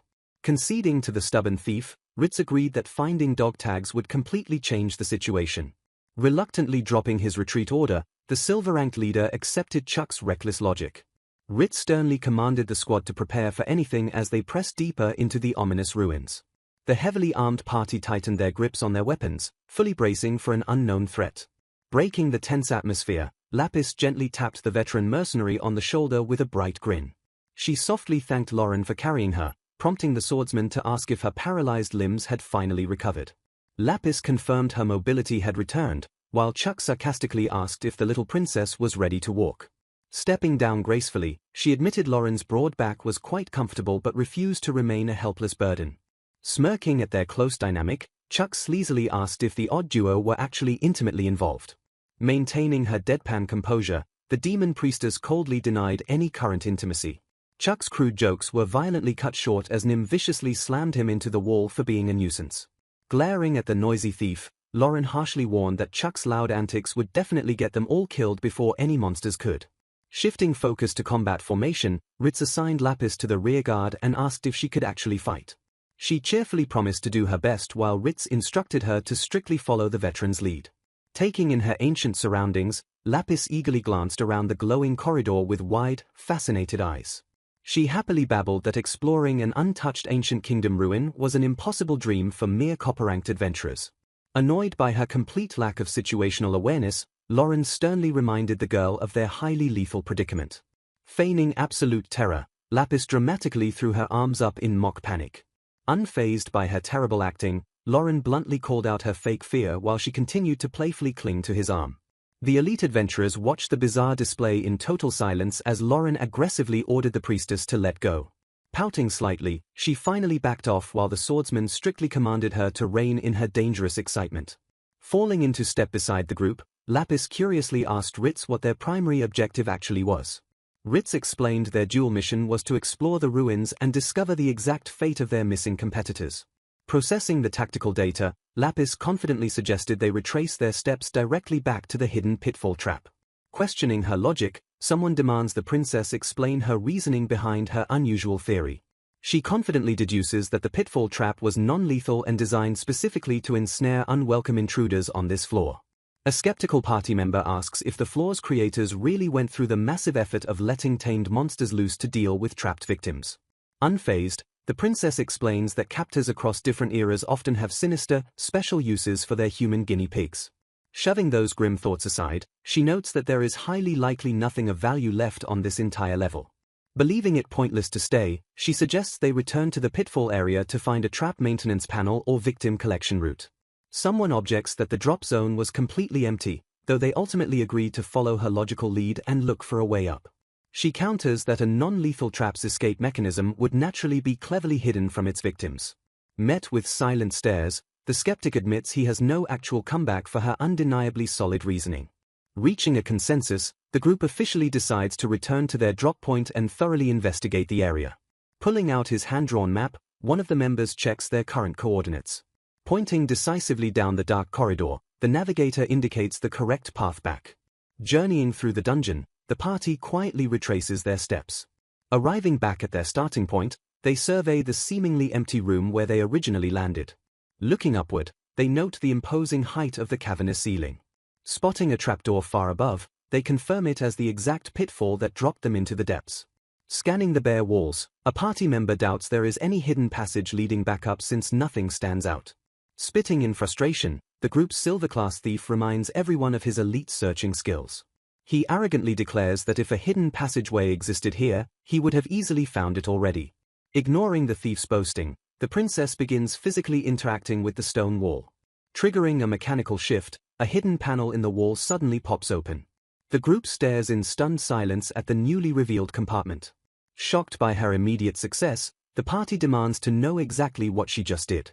Peering closely into the dark compartment, she calmly inspects the intricate internal mechanisms. She reveals that a control panel was camouflaged by the wall's mana-imbued material, making it incredibly hard to see. Manipulating the hidden controls, she triggers a loud creaking noise from the surrounding architecture. The entire party steps back in awe as the room's structure begins to miraculously shift. A party member ruthlessly mocks the veteran thief for failing to locate a mechanism that was supposedly his exact job to find. The embarrassed thief stammers in disbelief, completely baffled by how the magical mechanism eluded him. A massive mechanical structure extends outward from the wall with a heavy groan. Unfolding downward, the heavy apparatus locks firmly into place against the stone floor. Gazing at the deployed ladder, the princess casually remarks on how easy it was to find. The group silently marvels at the newly formed path leading straight up to the ceiling. Wasting no time, they prepare to climb the rungs and discover where the ladder leads them. Stepping cautiously toward the mechanism, the group tests the newly deployed ladder's stability with a firm tap. Examining the metal rungs, one of the party members asks the others how sturdy the escape route looks. Confirming the path seems secure, a veteran adventurer confidently volunteers to ascend the ladder first. Agreeing with this tactical choice, the scout explains that he can easily jump back down if he encounters enemies above. Wishing him luck as he begins his climb, the scout notes that their encouragement sounds strangely ominous. Watching him ascend, Lauren internally reflects that once they find what they are looking for and return to the upper level, they will no longer be journeying together. Moving steadily up the narrow shaft, the climber notes that their luck finally seems to be turning around. Grabbing the final stone ledge, he hoists his body weight upwards with a powerful boost. Peering cautiously over the rim, he silently scans the darkened upper floor for any immediate threats. Finding the immediate area completely empty, he calls down to the others that it is safe to ascend one at a time. Eagerly anticipating the new environment, Lapis happily volunteers to climb up next. Interrupting her joyful fantasies of exploration, Lauren hesitantly decides to burst her bubble of excitement. He points out the harsh reality that once they reach the upper level, the veteran party will likely order them back to town.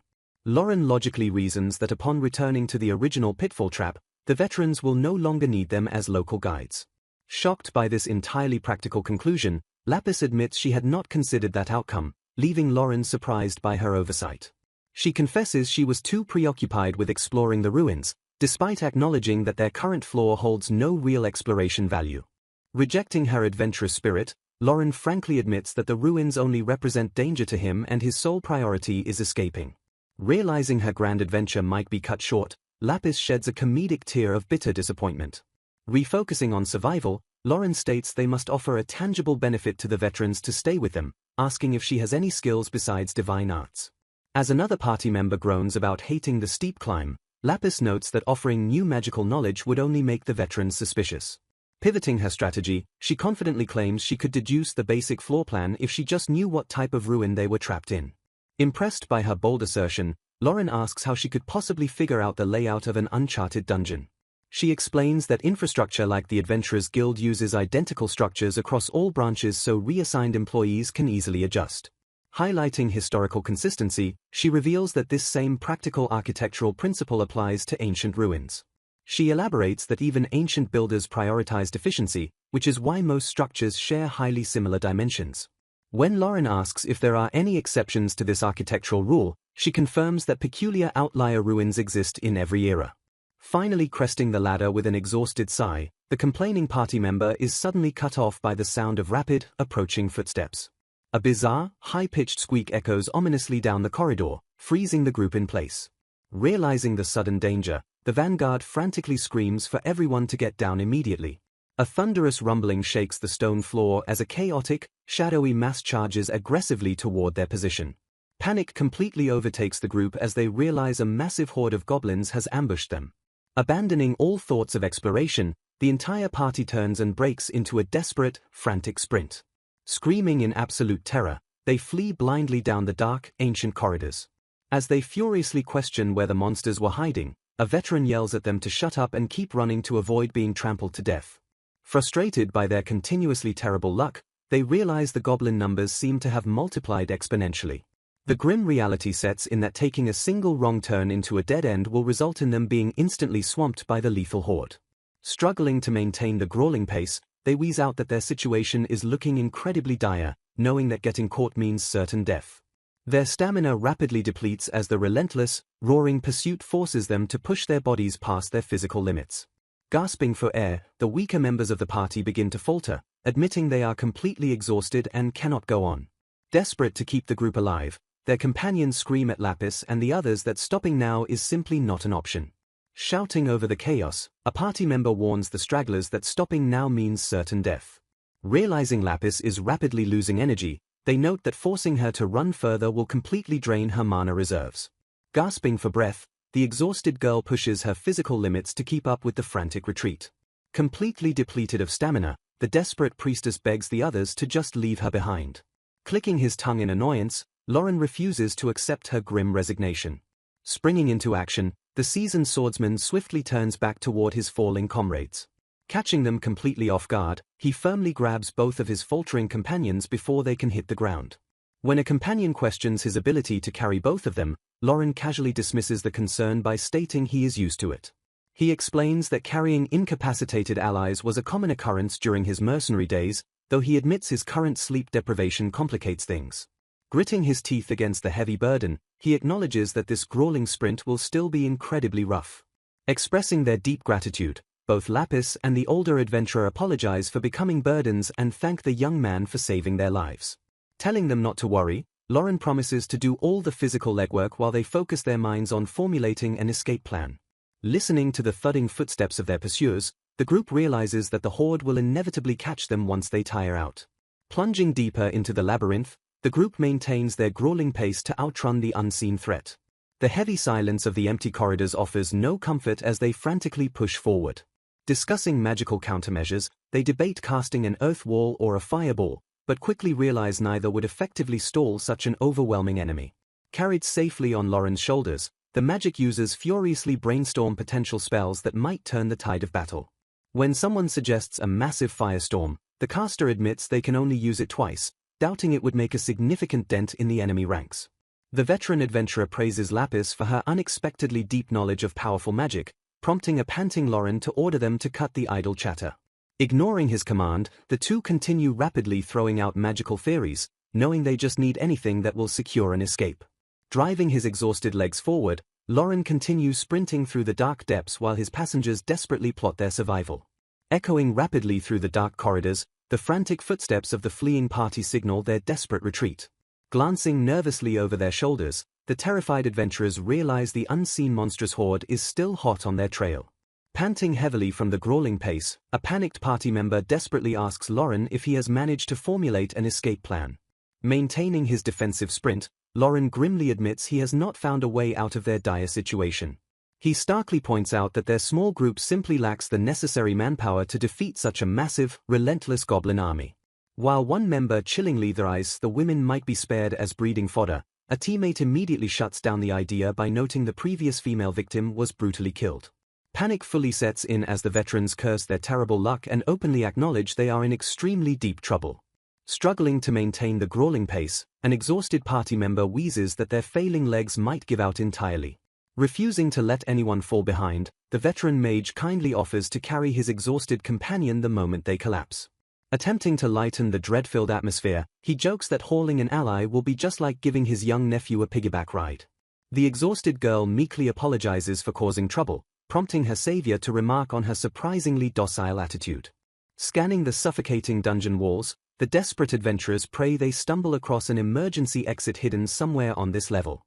Pushing their bodies past their physical limits, they recognize they have no definitive strategy and the lethal horde will inevitably catch them.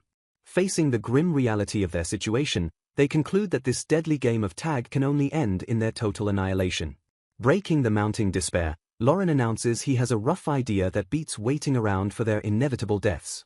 Admitting he does not remember the route himself, Lauren turns to Chuck and asks if the scout can navigate back to the main area. He urgently requests Chuck to lead the entire party straight back to the original trapdoor where the goblins first emerged. Confirming the route requires a massive detour, Chuck nervously questions what exactly they plan to do once they arrive. Lauren brilliantly deduces that all the goblins from above have already poured through that specific opening and spilled onto this floor. He explains that while dropping down was instantaneous, the entire horde will be forced to slowly use the ladder to climb back up. Dismissing Chuck's fear of a waiting ambush, Lauren insists this strategic bottleneck guarantees they will not be overrun by sheer numbers during the ascent. Seeking to stack their tactical advantages, a party member suggests deploying magic to buy them some crucial climbing time. They strategize casting a devastating firestorm to incinerate the vanguard and erecting an earth wall to block the reinforcements. Accepting the heavy responsibility, the party's mage agrees to execute the desperate spellcasting despite doubting magic alone can hold off the horde. Lauren clarifies they only need the earthen barrier to survive long enough for the ascent, revealing he has a backup plan for the worst-case scenario. Stepping up to the plate, the young swordsman boldly declares he will personally hold down the rear defenses. Shocked by this suicidal proposal, a veteran demands to know how one person can survive, but Lauren calmly replies he only needs to slaughter the stragglers that breach the magic wall. Urging his companions to move fast, he politely requests they scale the ladder as quickly as possible to avoid that exact worst-case scenario. The party stares at the stoic mercenary in stunned silence, processing the sheer weight of his deadly gamble. Snapping out of his shock, the veteran leader bellows an order for Chuck to immediately guide them back to the trapdoor. Taking absolute point, the agile scout darts down a darkened side corridor to lead the desperate retreat. Formulating the climbing order on the fly, the leader commands Chuck to ascend first while ordering Colts to prep the defensive magic. Stopping abruptly, the heavily armored leader insists his rank dictates he must be the one to protect the rear. Lauren immediately rejects the noble sentiment, firmly denying the veteran the right to sacrifice himself. He logically argues the leader's heavy armor will doom him on the ladder, whereas Lauren can scale it rapidly under the cover of magical fire. Revealing his hardened past, the newcomer assures the veterans his mercenary days gave him extensive experience in commanding rigard actions. Yielding to this unassailable logic, the veteran leader reluctantly entrusts the critical suicide mission to the young swordsman. Bursting into the starting chamber, the exhausted party rejoices upon finding the escape route completely clear of enemies. Wasting not a single second, the veteran leader barks an immediate command for everyone to start climbing the ladder. Turning his back to the escape route, Lauren readies his massive blade and curses as the roaring goblin horde finally closes the distance. He urgently shouts at the old mage to cast his spell immediately. Chanting his incantation, the veteran mage calls forth a swirling, raging fiery storm. A massive firestorm erupts down the corridor, violently engulfing the front lines of the charging goblin horde. Preparing for the next phase of the plan, Colts immediately shifts his focus to his second spell. Gesturing forcefully, the mage commands a solid wall of earth to rise up before him. A colossal earth wall bursts from the ground, perfectly sealing off the tunnel and blocking the remaining horde. Seizing the crucial opening, the leader commands everyone to start climbing the ladder immediately. Lauren praises the silver-ranked mage's impressive power, noting that all that is left is to escape. A sudden, heavy impact echoes from the other side of the stone wall, violently interrupting their brief moment of relief. Lauren realizes the monstrous pursuers are insanely persistent, questioning why they would throw themselves against a still scorching earthen wall. The veteran notes that the fiery obstacle hasn't dented their morale at all as they continue to doggedly chase the party down. Barking an urgent order, Lauren tells him to ponder the mystery later and just get up the ladder. Chuck, Nim, and the others scramble furiously up the steep ladder to escape the encroaching doom. Scaling the rungs with frantic energy, the party members climb higher into the darkened shaft. The terrifying sounds of the goblin horde battering against the earth wall echo ominously below. Holding the rear guard, Lauren grips his greatsword tightly while waiting for the others to clear the way. The heavy iron mechanism groans under the weight of the desperately climbing adventurers. Looking up the shaft, Lauren furiously demands to know if the heavily armored veteran can climb any faster. Sweating profusely, the veteran barks back that he is already climbing as fast as humanly possible. Chuck finally breaches the upper floor, cautiously peering over the ledge to scout the immediate area. Dragging himself onto the stone tiles, the scout knows things will turn incredibly sour if this escape drags out any longer. Sweeping the dark room with his gaze, Chuck confirms the perimeter is clear. He officially reports back down the shaft that there are no enemies waiting to ambush them on this floor. Reaching down into the opening, Chuck calls out for Nim to grab his hand. The exhausted thief firmly clasps Chuck's outstretched hand to pull herself up. With a powerful heave, Chuck effortlessly hoists Nim onto the safety of the upper floor. Catching her breath, Nim kneels on the stone tiles while panting heavily from the grueling sprint.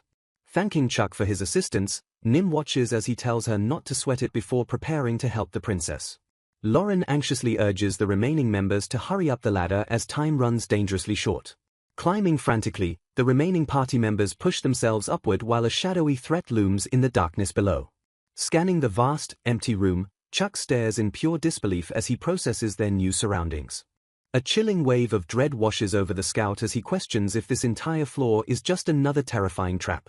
A party member urgently screams through the chaos to ask how much more time they need.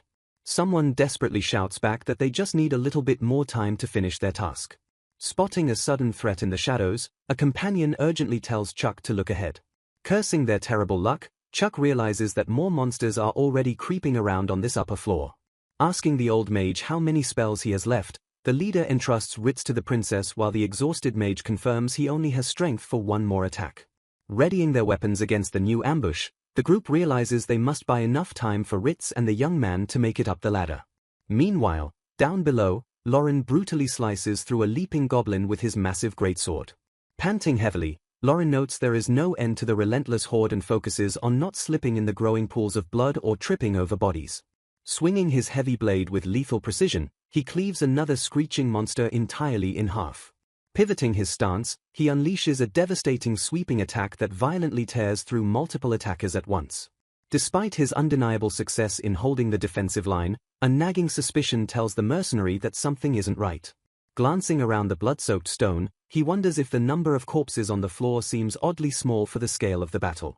A screeching goblin violently lunges at him, forcing the distracted swordsman to quickly snap his attention back to defending himself. Dispatching the immediate threat, he logically reasons it is impossible that he hasn't killed as many monsters as he initially thought. He deduces that there should be far more slain or trampled bodies considering the massive, chaotic horde that poured in from the upper floor. Realizing there wasn't a single body present when they first arrived, he desperately questions why the corpses are magically vanishing.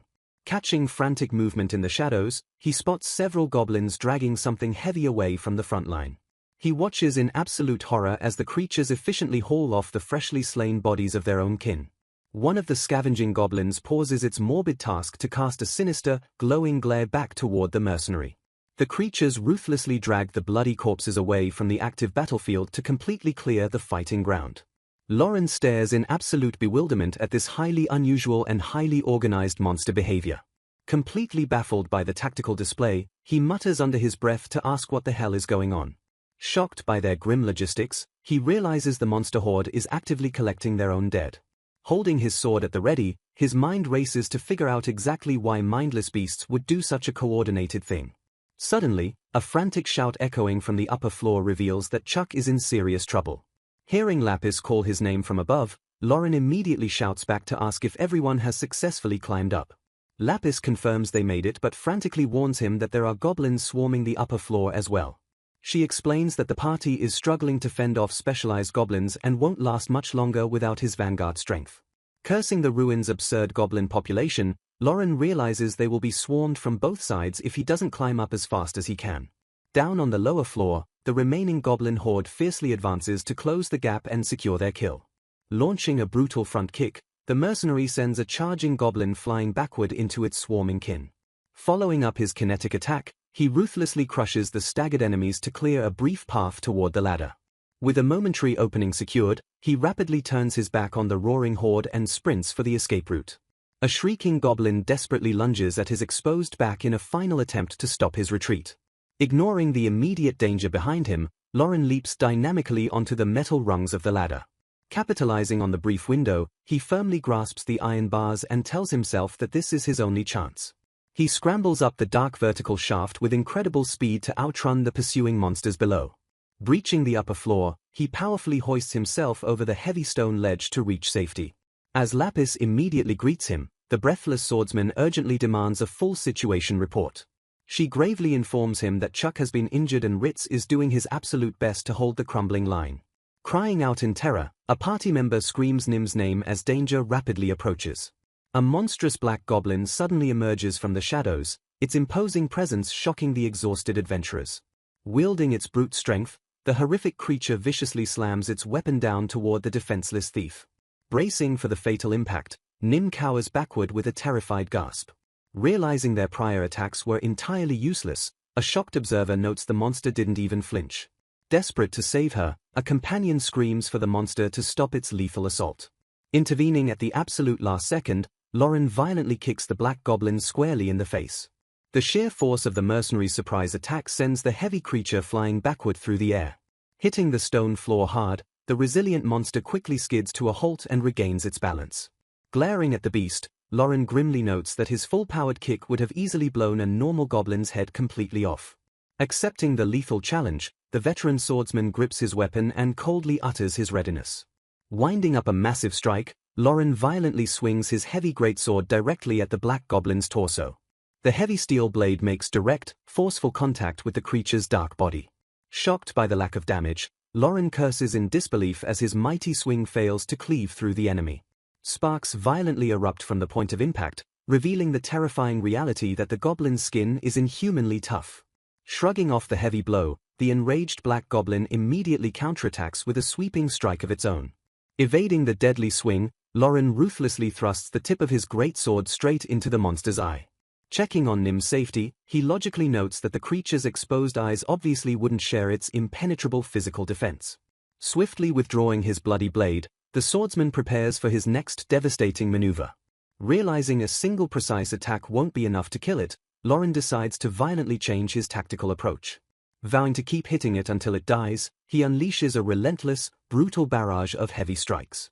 He ruthlessly hacks into the screeching black goblin, overwhelming its defenses with sheer kinetic fury. Finally succumbing to the devastating onslaught, the battered monster collapses dead onto the stone floor. Before he can catch his breath, Lapis frantically screams that another black goblin is actively attacking the group. Struggling desperately against a second monster, the veteran leader Ritz curses and demands the bastard let him go. Trapped in a lethal headlock, Ritz screams in pure agony as the beast begins crushing his skull. Lauren rapidly orders the old mage to cast something, only to hear that Colt's already wasted his final spell on the first wave. Panicking, Colt's yells back that he is completely tapped out and cannot cast even the most basic magic. Cursing the useless mage to hell, Lauren realizes he must handle this physically and sprints into action. Charging recklessly toward the struggling veteran, the mercenary draws back his fist for a massive physical blow. Launching himself dynamically off the ground, he propels his body weight directly toward the second monster. Bypassing his sword entirely, Lauren delivers a brutal, bone-shattering punch straight to the goblin's head. The devastating kinetic impact loudly cracks against the monster's skull, completely breaking its iron grip. Roaring in sudden agony, the black goblin is violently launched backward by the heavy concussive blow. Freeing Ritz from imminent death, the creature tumbles away across the blood-stained floor. Gasping for breath on the stone tiles, the heavily armored veteran struggles to recover while Lauren firmly holds the defensive line. Rushing to the injured, Lapis urgently checks on the battered party members to assess their critical wounds. Catching his breath, Ritz explains the black monsters ambushed them right as he crested the ladder, noting that Chuck bravely shielded Nim when their arrows failed. Weeping over the scout's injuries, Nim tearfully apologizes, but Chuck gently dismisses her guilt and jokes she can pay him back later. Pivoting his focus back to their escape, Lauren turns toward the princess and demands to know if she found anything useful. Acknowledging her limitations, Lapis states she can speculate about certain things but admits they are ultimately just guesses. Ritz questions the danger, prompting the priestess to confirm they have unfortunately stumbled into a very problematic set of ruins. Turning to the veteran leader, Lauren plainly states there is something he needs to confirm with him. The mercenary bluntly asks if there is any reason they should blindly follow him, which Ritz immediately denies. Lapis points out that teaming up aligns with their exploration goals, but stresses it will be highly problematic if they do not find a place to rest soon. Catching their breath in the suffocating darkness, the battered party pauses to assess their dire situation. Breaking the silence, Lapis warns that lingering here will likely invite another ambush and urges them to move quickly. Ritz agrees with a weary sigh, admitting it would absolutely suck to be attacked by those monstrous black goblins again. Glancing at the injured scout, Lapis gently asks Chuck if she should cast some divine arts to heal him. Chuck declines, claiming the medicine is working and he is only slightly dizzy, though Lapis gravely reminds him that head injuries are serious.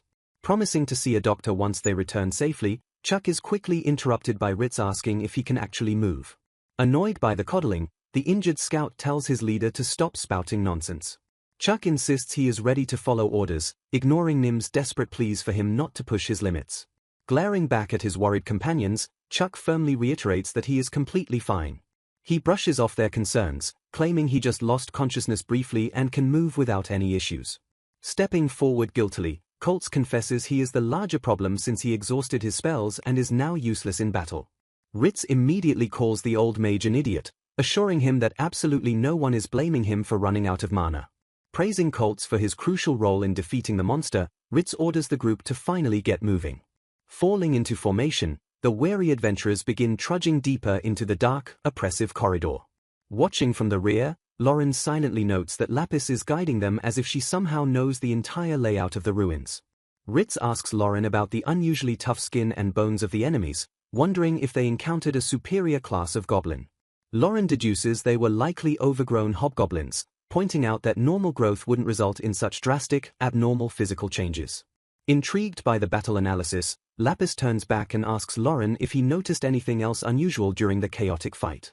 Lauren reveals the unsettling detail that the horde was highly organized, actively retrieving the bodies of their fallen rather than gathering them as food for later. Lapis agrees this is completely abnormal behavior, noting that the sheer, overwhelming number of goblins in these ruins is also highly suspicious. Pausing in the dim light, the priestess locks eyes with the mercenary as she pieces the dark puzzle together.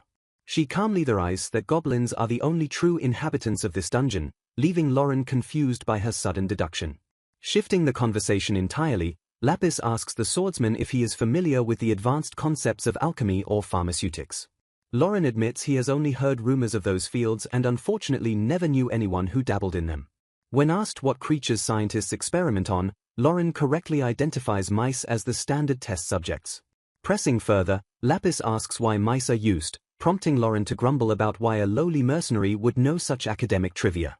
He completely dismisses the line of questioning, calling it useless knowledge that won't help them survive.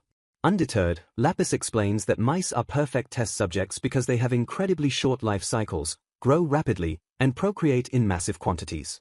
Processing her clinical explanation, Lauren slowly repeats the key traits of short lifespans, fast growth, and rapid procreation. Staring intently at him, Lapis asks if he can think of any other creature in this dungeon that perfectly matches that terrifying description. A dark realization washes over the veteran mercenary as he hesitantly connects the traits to the relentless goblins. Flashing a chillingly cheerful smile, Lapis confirms his grim deduction is absolutely correct. She confidently concludes that this entire dungeon is not a normal ruin, but rather a massive, active research facility designed for experimenting on goblins. Explaining the researchers' logic, Lapis states goblins have human-like anatomy and multiply rapidly, making them ideal lab rats. Concluding her deduction, she asserts that this entire place must be a massive research facility. She reveals ancient records show goblins were used to efficiently dispose of 80% of society's waste. Processing this disturbing history, Lauren slowly nods and admits using them for trash disposal sounds economical. Continuing, Lapis points out that people will always view mass-gathered goblins as expendable trash. She theorizes the facility's creators were also actively breeding particular types of enhanced goblins. Gesturing around, she explains this specialized breeding is why there are so many goblin nests here. Suddenly, a screeching goblin drops from the ceiling to ambush the distracted party. Without missing a beat, Lapis casually readies her heavy mace as the rabid creature lunges. Swinging with brutal efficiency, the supposedly weak priestess crushes the attacking monster instantly. Blood sprays across the walls as the shattered goblin's body is launched violently backward. As the corpse lands heavily, Lapis calmly notes this facility isn't simply for reproduction. Staring in stunned silence, Lauren lets out a heavy sigh at her unbothered ferocity. Recovering, he notes her unexpected strength before urging her back to the ruin's true purpose. Returning to her lecture, she states this facility aims to drastically enhance all goblin kind. She theorizes researchers restricted modifications to keep subjects as base goblins, preventing evolution into hobgoblins. Lauren questions if the researchers were perfectly fine with the monsters just growing physically larger. Recalling a previous battle, he asks about the mage-type goblins they encountered earlier. Confirming his suspicion, Lapis deduces those evolutions only occurred because they escaped the restrictive ruins. Summarizing her dark theory, she firmly reiterates that this place is a specialized testing facility. She theorizes the dormant ancient lab was recently revived, possibly when the entrance seal broke. Frowning at the implications, Lauren asks if leaving this active laboratory alone is a serious issue. Lapis confirms the giant black goblin was an enhanced prototype, stressing its abnormal behavior. Lowering her voice, she chillingly reveals these lab-grown goblins do not need female seed-bearers. She deduces they brutally kill female adventurers because an internal breeding facility already exists. Recalling the attack, Lauren points out the glaring contradiction that the monster still targeted Nim's clothes. A heavy, horrified realization slowly dawns on the veteran swordsman as the sinister puzzle connects. Locking eyes with him, Lapis silently waits for him to process the absolute worst-case scenario. Stepping closer in the dim light, the priestess quietly asks if he has finally realized. She states they are actively attacking women for a completely different, darker reason than procreation. Speculating on the horrifying truth, she suggests the goblins are mixing human body parts into themselves. When Lauren asks if that makes them half-human, she coldly replies they are still just goblins. She expresses deep concern over the manufactured monsters rapidly assimilating human characteristics and combat skills. Circling back to an earlier clue, she reminds him that the Horde systematically gathered their dead. She chillingly concludes they are pooling combat experiences by reusing dead body parts to build successors. Staring into the darkness, Lapis ominously asks what would happen if this gruesome recycling process continued. She paints a terrifying picture of a hyper-evolved goblin capable of withstanding a dragon's attack. The veteran adventurers stand frozen in absolute horror as the apocalyptic scale finally sinks in. Desperate for a solution, Lauren asks how they can return the facility to its dormant state. Frustrated by her sudden lack of answers, Lauren curses and wishes she knew how to shut it down. Lapis defensively pouts at Lauren's silent judgment regarding her lack of a solid plan. Huffing in annoyance, The priestess argues there is no surefire shutdown method since every ruin is completely unique. Catching his sudden realization, Lapis smugly points out that his overly expressive face is a major tactical weak point. Wondering exactly what expression he had just made, Lauren pivots the conversation to ask where they are heading next. Lapis explains she is searching for a private room once used by a caretaker, desperately hoping to find ancient manuals. Shocked that people actually lived in the ruins, Lauren listens as Lapis explains that daily teleportation required far too much mana. Since daily commuting was completely impractical, the ancient researchers cleverly constructed living quarters directly inside the facility. Concluding her flawless logic, she states there should be intact private rooms for the ancient staff members waiting just ahead. Lapis boldly declares she will scour the rooms for shutdown clues and steal any extra valuables, prompting Lauren to call out her dangerous statement. Casually dismissing his moral concern, she argues it isn't a bold crime since the original owners have been dead for centuries. Analyzing the timeline, Lauren correctly points out that the facility must have been originally shut down by the very people who lived there. He logically deduces that if the staff intentionally evacuated, they likely took all the important manuals and documents with them. When pressed on what she will do if the rooms are completely empty, Lapis stares back with a blank, entirely clueless expression. Meanwhile, the exhausted veteran party wanders deeper into the dark, labyrinthine corridors. Surveying his battered companions, Lauren grimly realizes that surviving another goblin ambush will be nearly impossible given their severe injuries and depleted mana. Glancing down at his heavily chipped greatsword, the veteran mercenary realizes he desperately needs a new weapon. Noting the severe damage, he estimates the massive blade will shatter in just 2 or 3 more attacks. Agreeing with her assessment, Lauren decides to postpone worrying about his failing weapon and focuses entirely on gathering crucial information first. Halting before a heavy door, Lapis joyfully announces they have finally reached the ancient living quarters. Throwing the heavy doors wide open, the enthusiastic priestess formally declares that it is time to raid. When the injured scout nervously warns about hidden traps, Lapis confidently assures the party she is a true ruins expert. Striding into the ancient room, she arrogantly commands the exhausted adventurers to sit back and leave the scavenging strictly to her. The bewildered scout watches in stunned silence as the supposedly holy priestess frantically tears the room apart like a common thief. Ruthlessly tossing ancient objects aside, Lapis loudly complains that everything in the room is completely worthless. Determined to find something of actual value, she swiftly abandons the mess to raid the next adjoining room. Watching her systematic search, Ritz notes that Lapis clearly knows exactly what she is looking for compared to the rest of the party. Picking up a discarded artifact, Ritz confirms the items genuinely originate from the ancient kingdom's residential quarters. The veteran leader realizes that all the scattered trinkets are priceless historical artifacts from a long-lost era. Holding the ancient relic, Ritz suggests they simply take the artifacts as proof of their investigation and officially abandon the mission. Peeking her head out from the next room, Lapis casually agrees with the leader's highly pragmatic idea. Lauren strongly supports the tactical retreat, stating that returning home safely is always the best possible outcome for an adventurer. Ritz proposes passing the apocalyptic goblin threat onto a higher-ranking adventurer, urging Lauren and Lapis to evacuate with them immediately. Halting her search, Lapis ominously asks the veteran leader who exactly outranks a gold or magic silver adventurer. She grimly points out that relying on top-tier reinforcements could take an unknown, completely deadly amount of time. Ritz realizes with pure dread that since elite adventurers are incredibly rare, the active lab is a massive, immediate global threat. Refusing to abandon the ruins, Lapis formally wishes the veterans a safe journey back if they choose to flee. Sighing deeply as she turns her back on the party, the priestess continues her relentless search for the missing documents. Ignoring the heavy silence, Lapis steps briskly down the ancient corridor to breach yet another locked room. Falling into step beside her, Lauren calmly notes that she was surprisingly harsh with the battered veterans. Coldly justifying her bluntness, Lapis states it would do them absolutely no good to force an exhausted, terrified party to stay. Pausing her frantic search, Lapis hums softly in response to Lauren's blunt observation. Lauren remarks that she has already presumptuously assumed he will be sticking by her side for the rest of this deadly mission. Pausing in her tracks, Lapis stammers nervously as a sudden wave of uncertainty washes over her. Looking up at him with wide, vulnerable eyes, she hesitantly asks if he truly plans on leaving her behind. Staring down at her expectant face, the veteran mercenary carefully weighs his limited options in this hostile facility. Sighing in resignation, Lauren admits that the ship has already sailed way too far for him to simply turn back now. Smiling brightly at his answer, she admits her strength alone wouldn't be enough to survive and gladly welcomes his continued support. She earnestly expresses her deep gratitude for his decision to stay and fight by her side.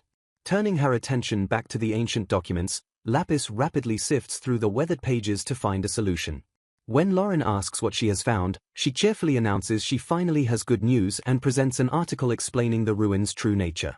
She confidently declares that this specific document absolutely holds the definitive method to shut the entire facility down. As Lauren expresses genuine amazement that she can read ancient kingdom text, she proudly reminds him she is a priestess of the god of knowledge. When Lauren asks if all servants of her god are this incredibly well-versed, she vaguely confirms that there are some who possess such deep intellect. Flashing a self-assured grin, she smugly points to herself as the prime example of that elite scholarly mastery. Bringing the focus back to their immediate survival, Lauren asks what their next tactical move should be. Tracing a map on the ancient paper, she points out the control room and asserts that gaining access to its panel will allow them to shut everything down. Ritz interjects, completely surprised that the young priestess has already decisively pinpointed their next high-value target. Confirming her fortunate discovery, Lapis turns to the battered veteran party and asks what they plan to do now. Trusting the duo's competence, Ritz decides his party will tag along since sticking with them vastly improves their chances of survival. Acknowledging their tactical decision, Lapis states they must make absolute haste toward the underground control room. Staring resolutely down the dark, treacherous corridor, she notes that once they arrive at their target, they will execute their plan. Marching forward into the unknown depths, Lapis vows that they will finally put a permanent end to this manufactured chaos. Lapis tells the group they must move quickly now that they have the guide, aiming to reach the control room to end the chaos. The group jogs down a wide, ancient stone corridor lit by glowing wall lines. While running, Lapis casually remarks that the ruin's supervisor must be a very kind person. She explains her reasoning, noting there aren't any weird riddles or strange keys required to progress. The party's footsteps echo loudly against the stone as they rush forward. Lapis jokes that a cruel supervisor would have included maddening riddles that make you want to strangle them, prompting a skeptical stare from Lauren. Staring at the young priestess, Lauren silently wonders what kind of absurd ruins she has explored in the past but decides to keep his questions to himself. Backpedaling nervously under their gaze, Lapis hastily claims she just read about those traps in a book. Lauren dismissively tells her they will take her word for it and urges her to just focus on the task at hand.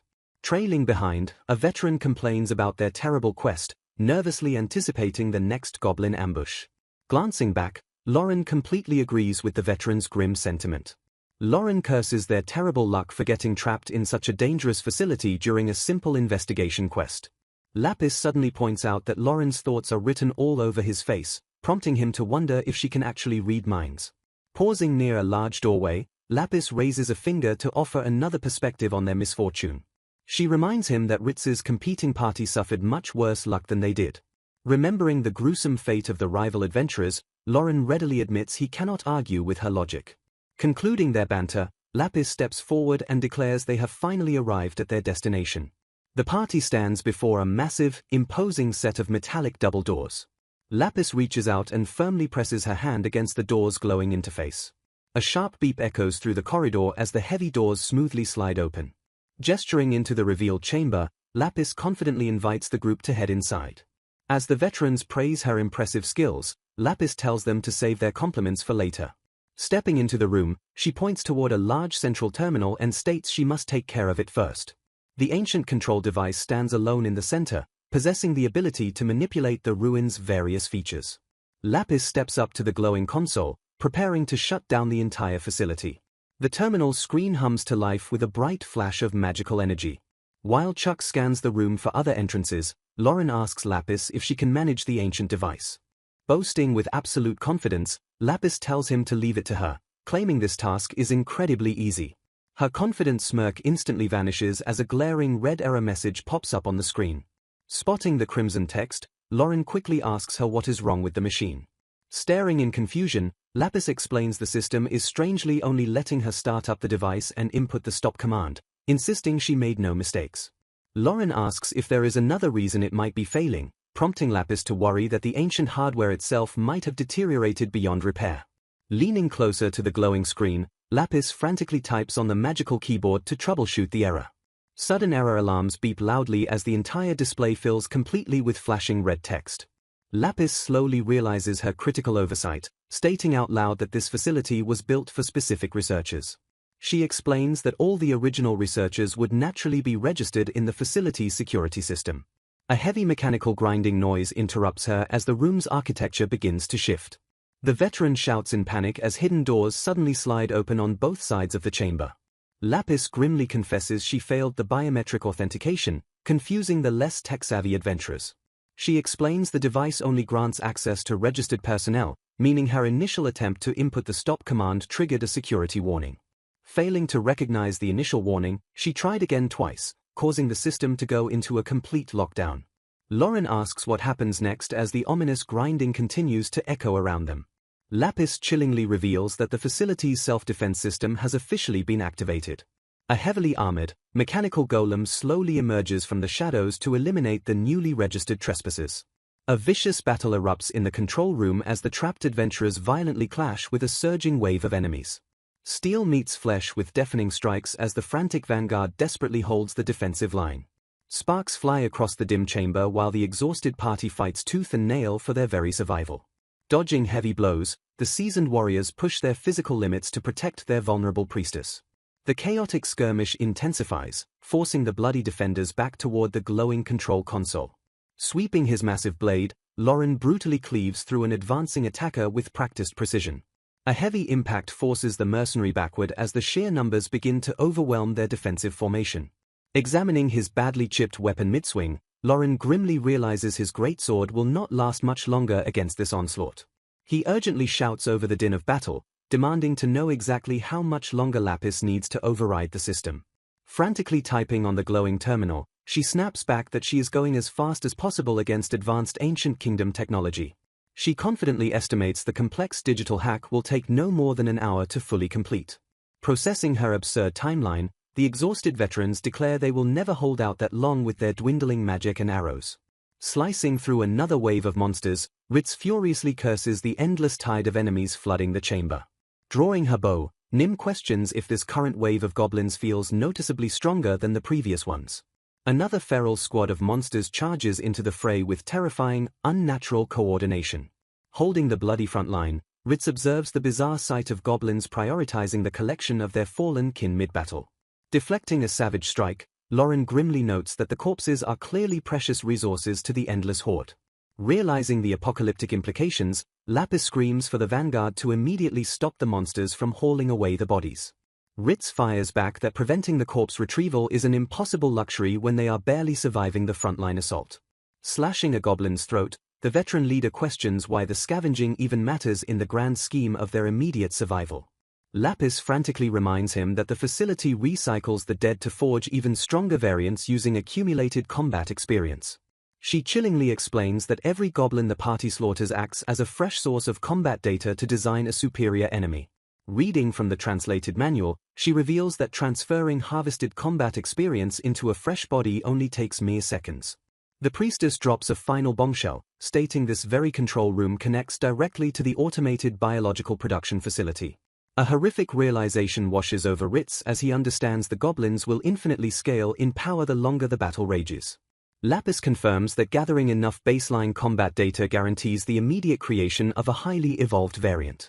Driven by pure desperation, the vanguard aggressively pushes forward to shatter the enemy ranks before it is too late. Lauren unleashes a devastating downward strike meant to instantly execute his screeching target. To everyone's absolute shock, the lowly goblin skillfully raises a stolen shield to perfectly block the fatal blow. Staring at the deflected blade, Lauren realizes the horde has already successfully adapted their weapon tactics. Ritz curses their rapidly evolving foes and urges everyone to end the fight before a true champion emerges. Heavy, methodical footsteps echo ominously from the dark corridor just beyond the facility doors. The regular goblins suddenly halt their frenzied attack to clear a wide path for the approaching entity. A massive, imposing silhouette steps into the dim light of the ancient control room. Watching the terrifying figure emerge, Lapis grimly announces that the predicted stronger variant has finally arrived. The hyper-evolved monstrosity glares down at the exhausted adventurers with cold, calculating eyes. Exploding into motion, the giant beast launches a blindingly fast assault against the stunned vanguard. Its heavy blade violently clashes against Lauren's greatsword, sending lethal shockwaves through the air. The overwhelming kinetic force instantly shatters the mercenary's desperate defensive stance. Overpowered by sheer brute strength, Lauren is sent flying backward across the cold stone floor. Hurled backward by a devastating strike, Lauren struggles to maintain his footing against the overwhelming kinetic force. Sliding aggressively across the stone floor, the battered mercenary desperately digs his heels in to halt his backward momentum. Cursing the thick-skinned monster's abnormal resilience, he grimly notes that attacking this specific variant is incredibly tricky. Looming through the dust, the hyper-evolved giant stares down at the struggling human with cold superiority. A chilling realization suddenly strikes the veteran swordsman as he closely studies the monster's deformed face. Staring in absolute disbelief, he questions if the bloodthirsty beast actually just smiled at him. The imposing creature slowly curls its lips into a highly arrogant, undeniably sinister smirk. Realizing the horrific truth, Lauren understands the lab-grown beast is actively mocking him for being weak. A low, breathless chuckle escapes his lips as the sheer, unprecedented disrespect fully sinks in. Roaring in absolute defiance, the furious mercenary demands the monster stop underestimating his power. Exploding off his back foot, Lauren launches himself violently toward the smirking giant. He dynamically leaps through the air, winding up his massive greatsword for a devastating overhead strike. Steel violently clashes against steel as the two heavy hitters collide with deafening force. Blinding sparks erupt across the dark chamber as the mercenary furiously grinds his blade against the monster's defense. Pushing his body past its physical limits, Lauren violently forces the giant backward with pure kinetic rage. Unleashing a relentless barrage, he ruthlessly hacks away at the monster's impenetrable guard.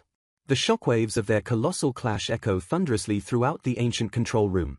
Groaning under the immense pressure, the mercenary's chipped steel begins to critically warp. Refusing to yield, Lauren unleashes a deafening battle cry and violently shoves the giant off balance.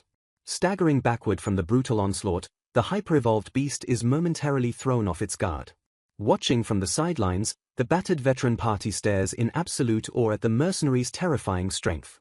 Muttering in pure shock, a veteran adventurer completely fails to comprehend the human tornado tearing through the room. Witnessing the brutal display, the veteran wildly wonders if this young man is actually the legendary warrior from the rumors. Snapping his team out of their daze, Ritz violently orders them to regain focus and fight like true silver-rank adventurers. Despite instantly regaining their combat composure, Nim grimly notes that their defensive situation remains incredibly dire. Spotting the critical danger, she urgently points out that Lauren's greatsword is dangerously close to shattering completely. Acknowledging the failing weapon, Ritz urgently shouts out to Lapis for a desperate status update on the hack. Frantically typing at the glowing terminal, the sweating priestess screams back that she knows they are out of time. She explains she successfully inputted the shutdown commands, but the stubborn core control unit completely refuses to terminate. Slicing through a screeching goblin, Ritz demands immediate clarification on what exactly is stopping the system. Lapis clarifies that once this final unit is halted, her previous commands will instantly execute and destroy the entire facility. Frustrated by the digital roadblock, Ritz logically suggests they just physically smash the machine to pieces. Desperate for any solution to end the nightmare, Lapis immediately begs him to destroy the console. She notes that while the ancient machine is incredibly durable, total physical destruction should definitely trigger the final shutdown. Hefting his heavy battle axe, Ritz firmly orders the young priestess to step back from the blast zone. The veteran leader violently winds up his weapon to deliver the ultimate finishing blow. He brings the heavy steel crashing down directly onto the console's glowing interface. A massive shockwave violently repels the axe, completely rejecting the kinetic impact. As Ritz curses the terminal's hardness, Lapis reveals a powerful magic spell is actively protecting its surface. She chillingly concludes that breaking the console is entirely impossible without a specialized magic sword. Meanwhile, Lauren continues his desperate, hyperlethal dance with the giant black goblin. The hyper-evolved monster ruthlessly swings its heavy blade to execute the exhausted mercenary. Attempting a desperate block, Lauren watches in horror as his heavily damaged greatsword violently snaps in half. The shattered top half of his only weapon clatters uselessly onto the cold stone floor. Gasping for air, the disarmed mercenary realizes he is completely vulnerable to the impending counterattack. Seizing the absolute advantage, the giant beast instantly winds up for a brutal, decapitating strike. As the shadow of death looms over him, Ritz's desperate suggestion to physically destroy the console echoes in Lauren's mind. Gripping his useless, shattered hilt, the mercenary rapidly formulates a highly suicidal tactical gamble. The frantic voices of his companions begging to break the machine fuel his adrenaline-soaked pivot. Locking his eyes onto the goblin's glowing weapon, Lauren prepares to execute his final, desperate maneuver. The giant monster roars and violently brings its heavy blade crashing down toward the human skull. Evading by a mere fraction of an inch, Lauren expertly ducks beneath the lethal, downward swing. Lapis's previous warning about the console's magical protection solidifies the final phase of his chaotic plan. Utilizing his momentum, the agile mercenary violently sprints directly toward the central control terminal. Charging into the danger zone, Lauren screams for the Priestess to get away from the machine immediately. The enraged giant blindly chases its target, recklessly swinging its massive weapon at the fleeing human. Watching the chaotic maneuver unfold, Lapis gasps as she finally realizes exactly what the mercenary is attempting. She realizes the charging monster is wielding a heavily enchanted weapon stolen directly from a goblin magician.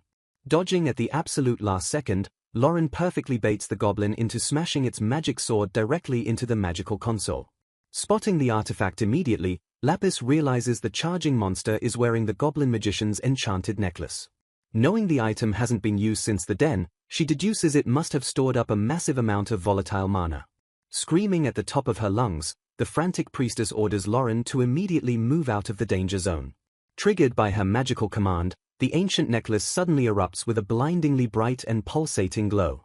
A violent shockwave of pure antimagic energy bursts outward from the artifact and aggressively sweeps across the entire room. Seizing the momentary distraction created by the magical blast, Ritz firmly tightens his grip on his heavy battle-axe. Staring at the control terminal, the veteran leader realizes the shockwave has completely erased the console's protective barrier. A terrifying series of frantic footsteps echoes down the corridor as a fresh horde of goblins rushes the control room. The relentless, lab-grown monsters flood through the open doorway to brutally reinforce their besieged vanguard. A massive wave of screeching beasts prepares to completely overrun the exhausted and battered adventurers. Cursing their abysmal luck, a veteran adventurer cries out in pure despair as the seemingly endless goblin reinforcements arrive. Capitalizing on the disabled magical defense, Ritz violently swings his massive weapon down toward the exposed machinery. The heavy steel blade crashes ruthlessly into the delicate terminal and violently shatters the ancient control system. Blinding sparks and thick smoke erupt from the ruined console as its primary magical components suffer catastrophic failure. Ignoring the destruction of the terminal, the giant goblin ruthlessly continues its lethal downward swing to execute Lauren. Before the fatal blow can connect, the entire facility violently shudders as the master shutdown command finally initiates. Deprived of their systemic life support, the manufactured monsters suddenly freeze in place like broken marionettes. One by one, the terrifying goblin reinforcements slump entirely lifeless onto the cold stone floor.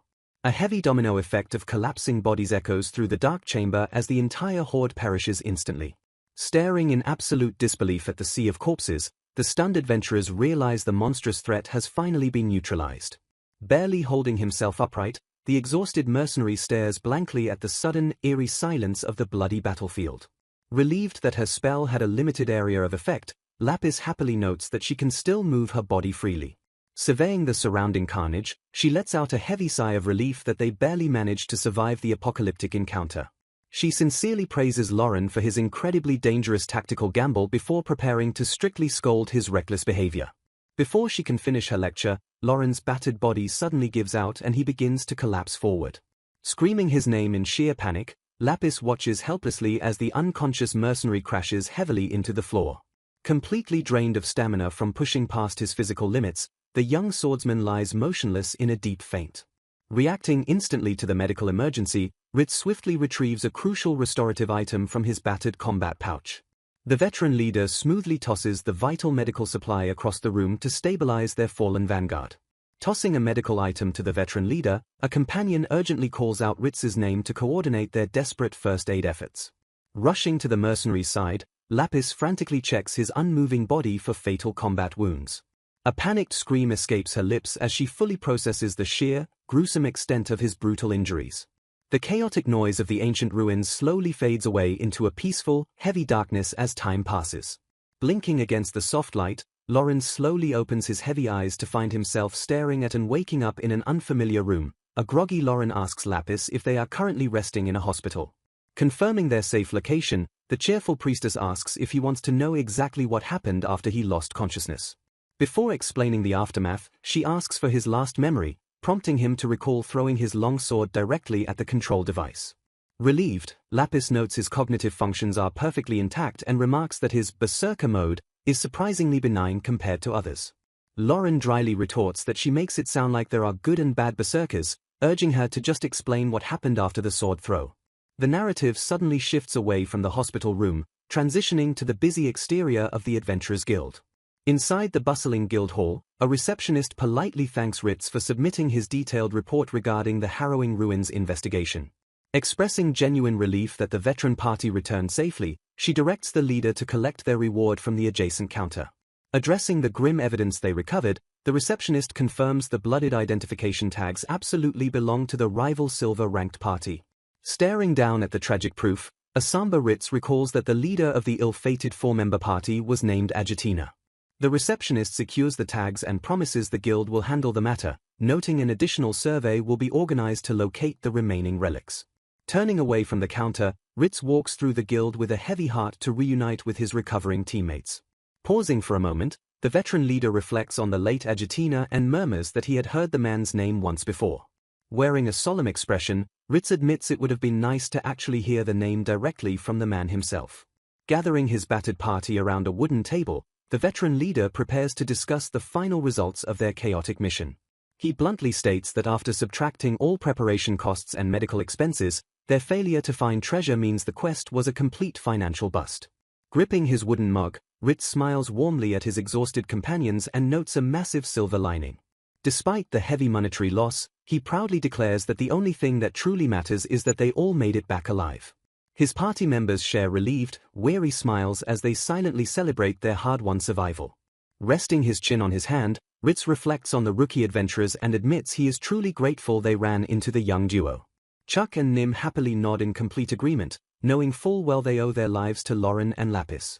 Leaning in with excitement, Chuck remarks that Lauren's amazing combat skills in the control room reminded him of a legendary rumored mercenary. Quoting the infamous legend, Chuck describes a warrior with a body like the wind who effortlessly tears to shreds anything standing in his way. Ritz immediately asks if Chuck is referring to the Killer Wind mercenary, shutting the theory down since a renowned warrior wouldn't be a lowly copper-ranked adventurer.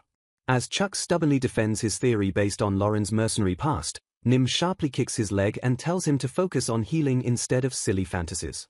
Stepping out of the guild hall, Ritz and his recovering party enjoy the warm, peaceful sunlight of the bustling town.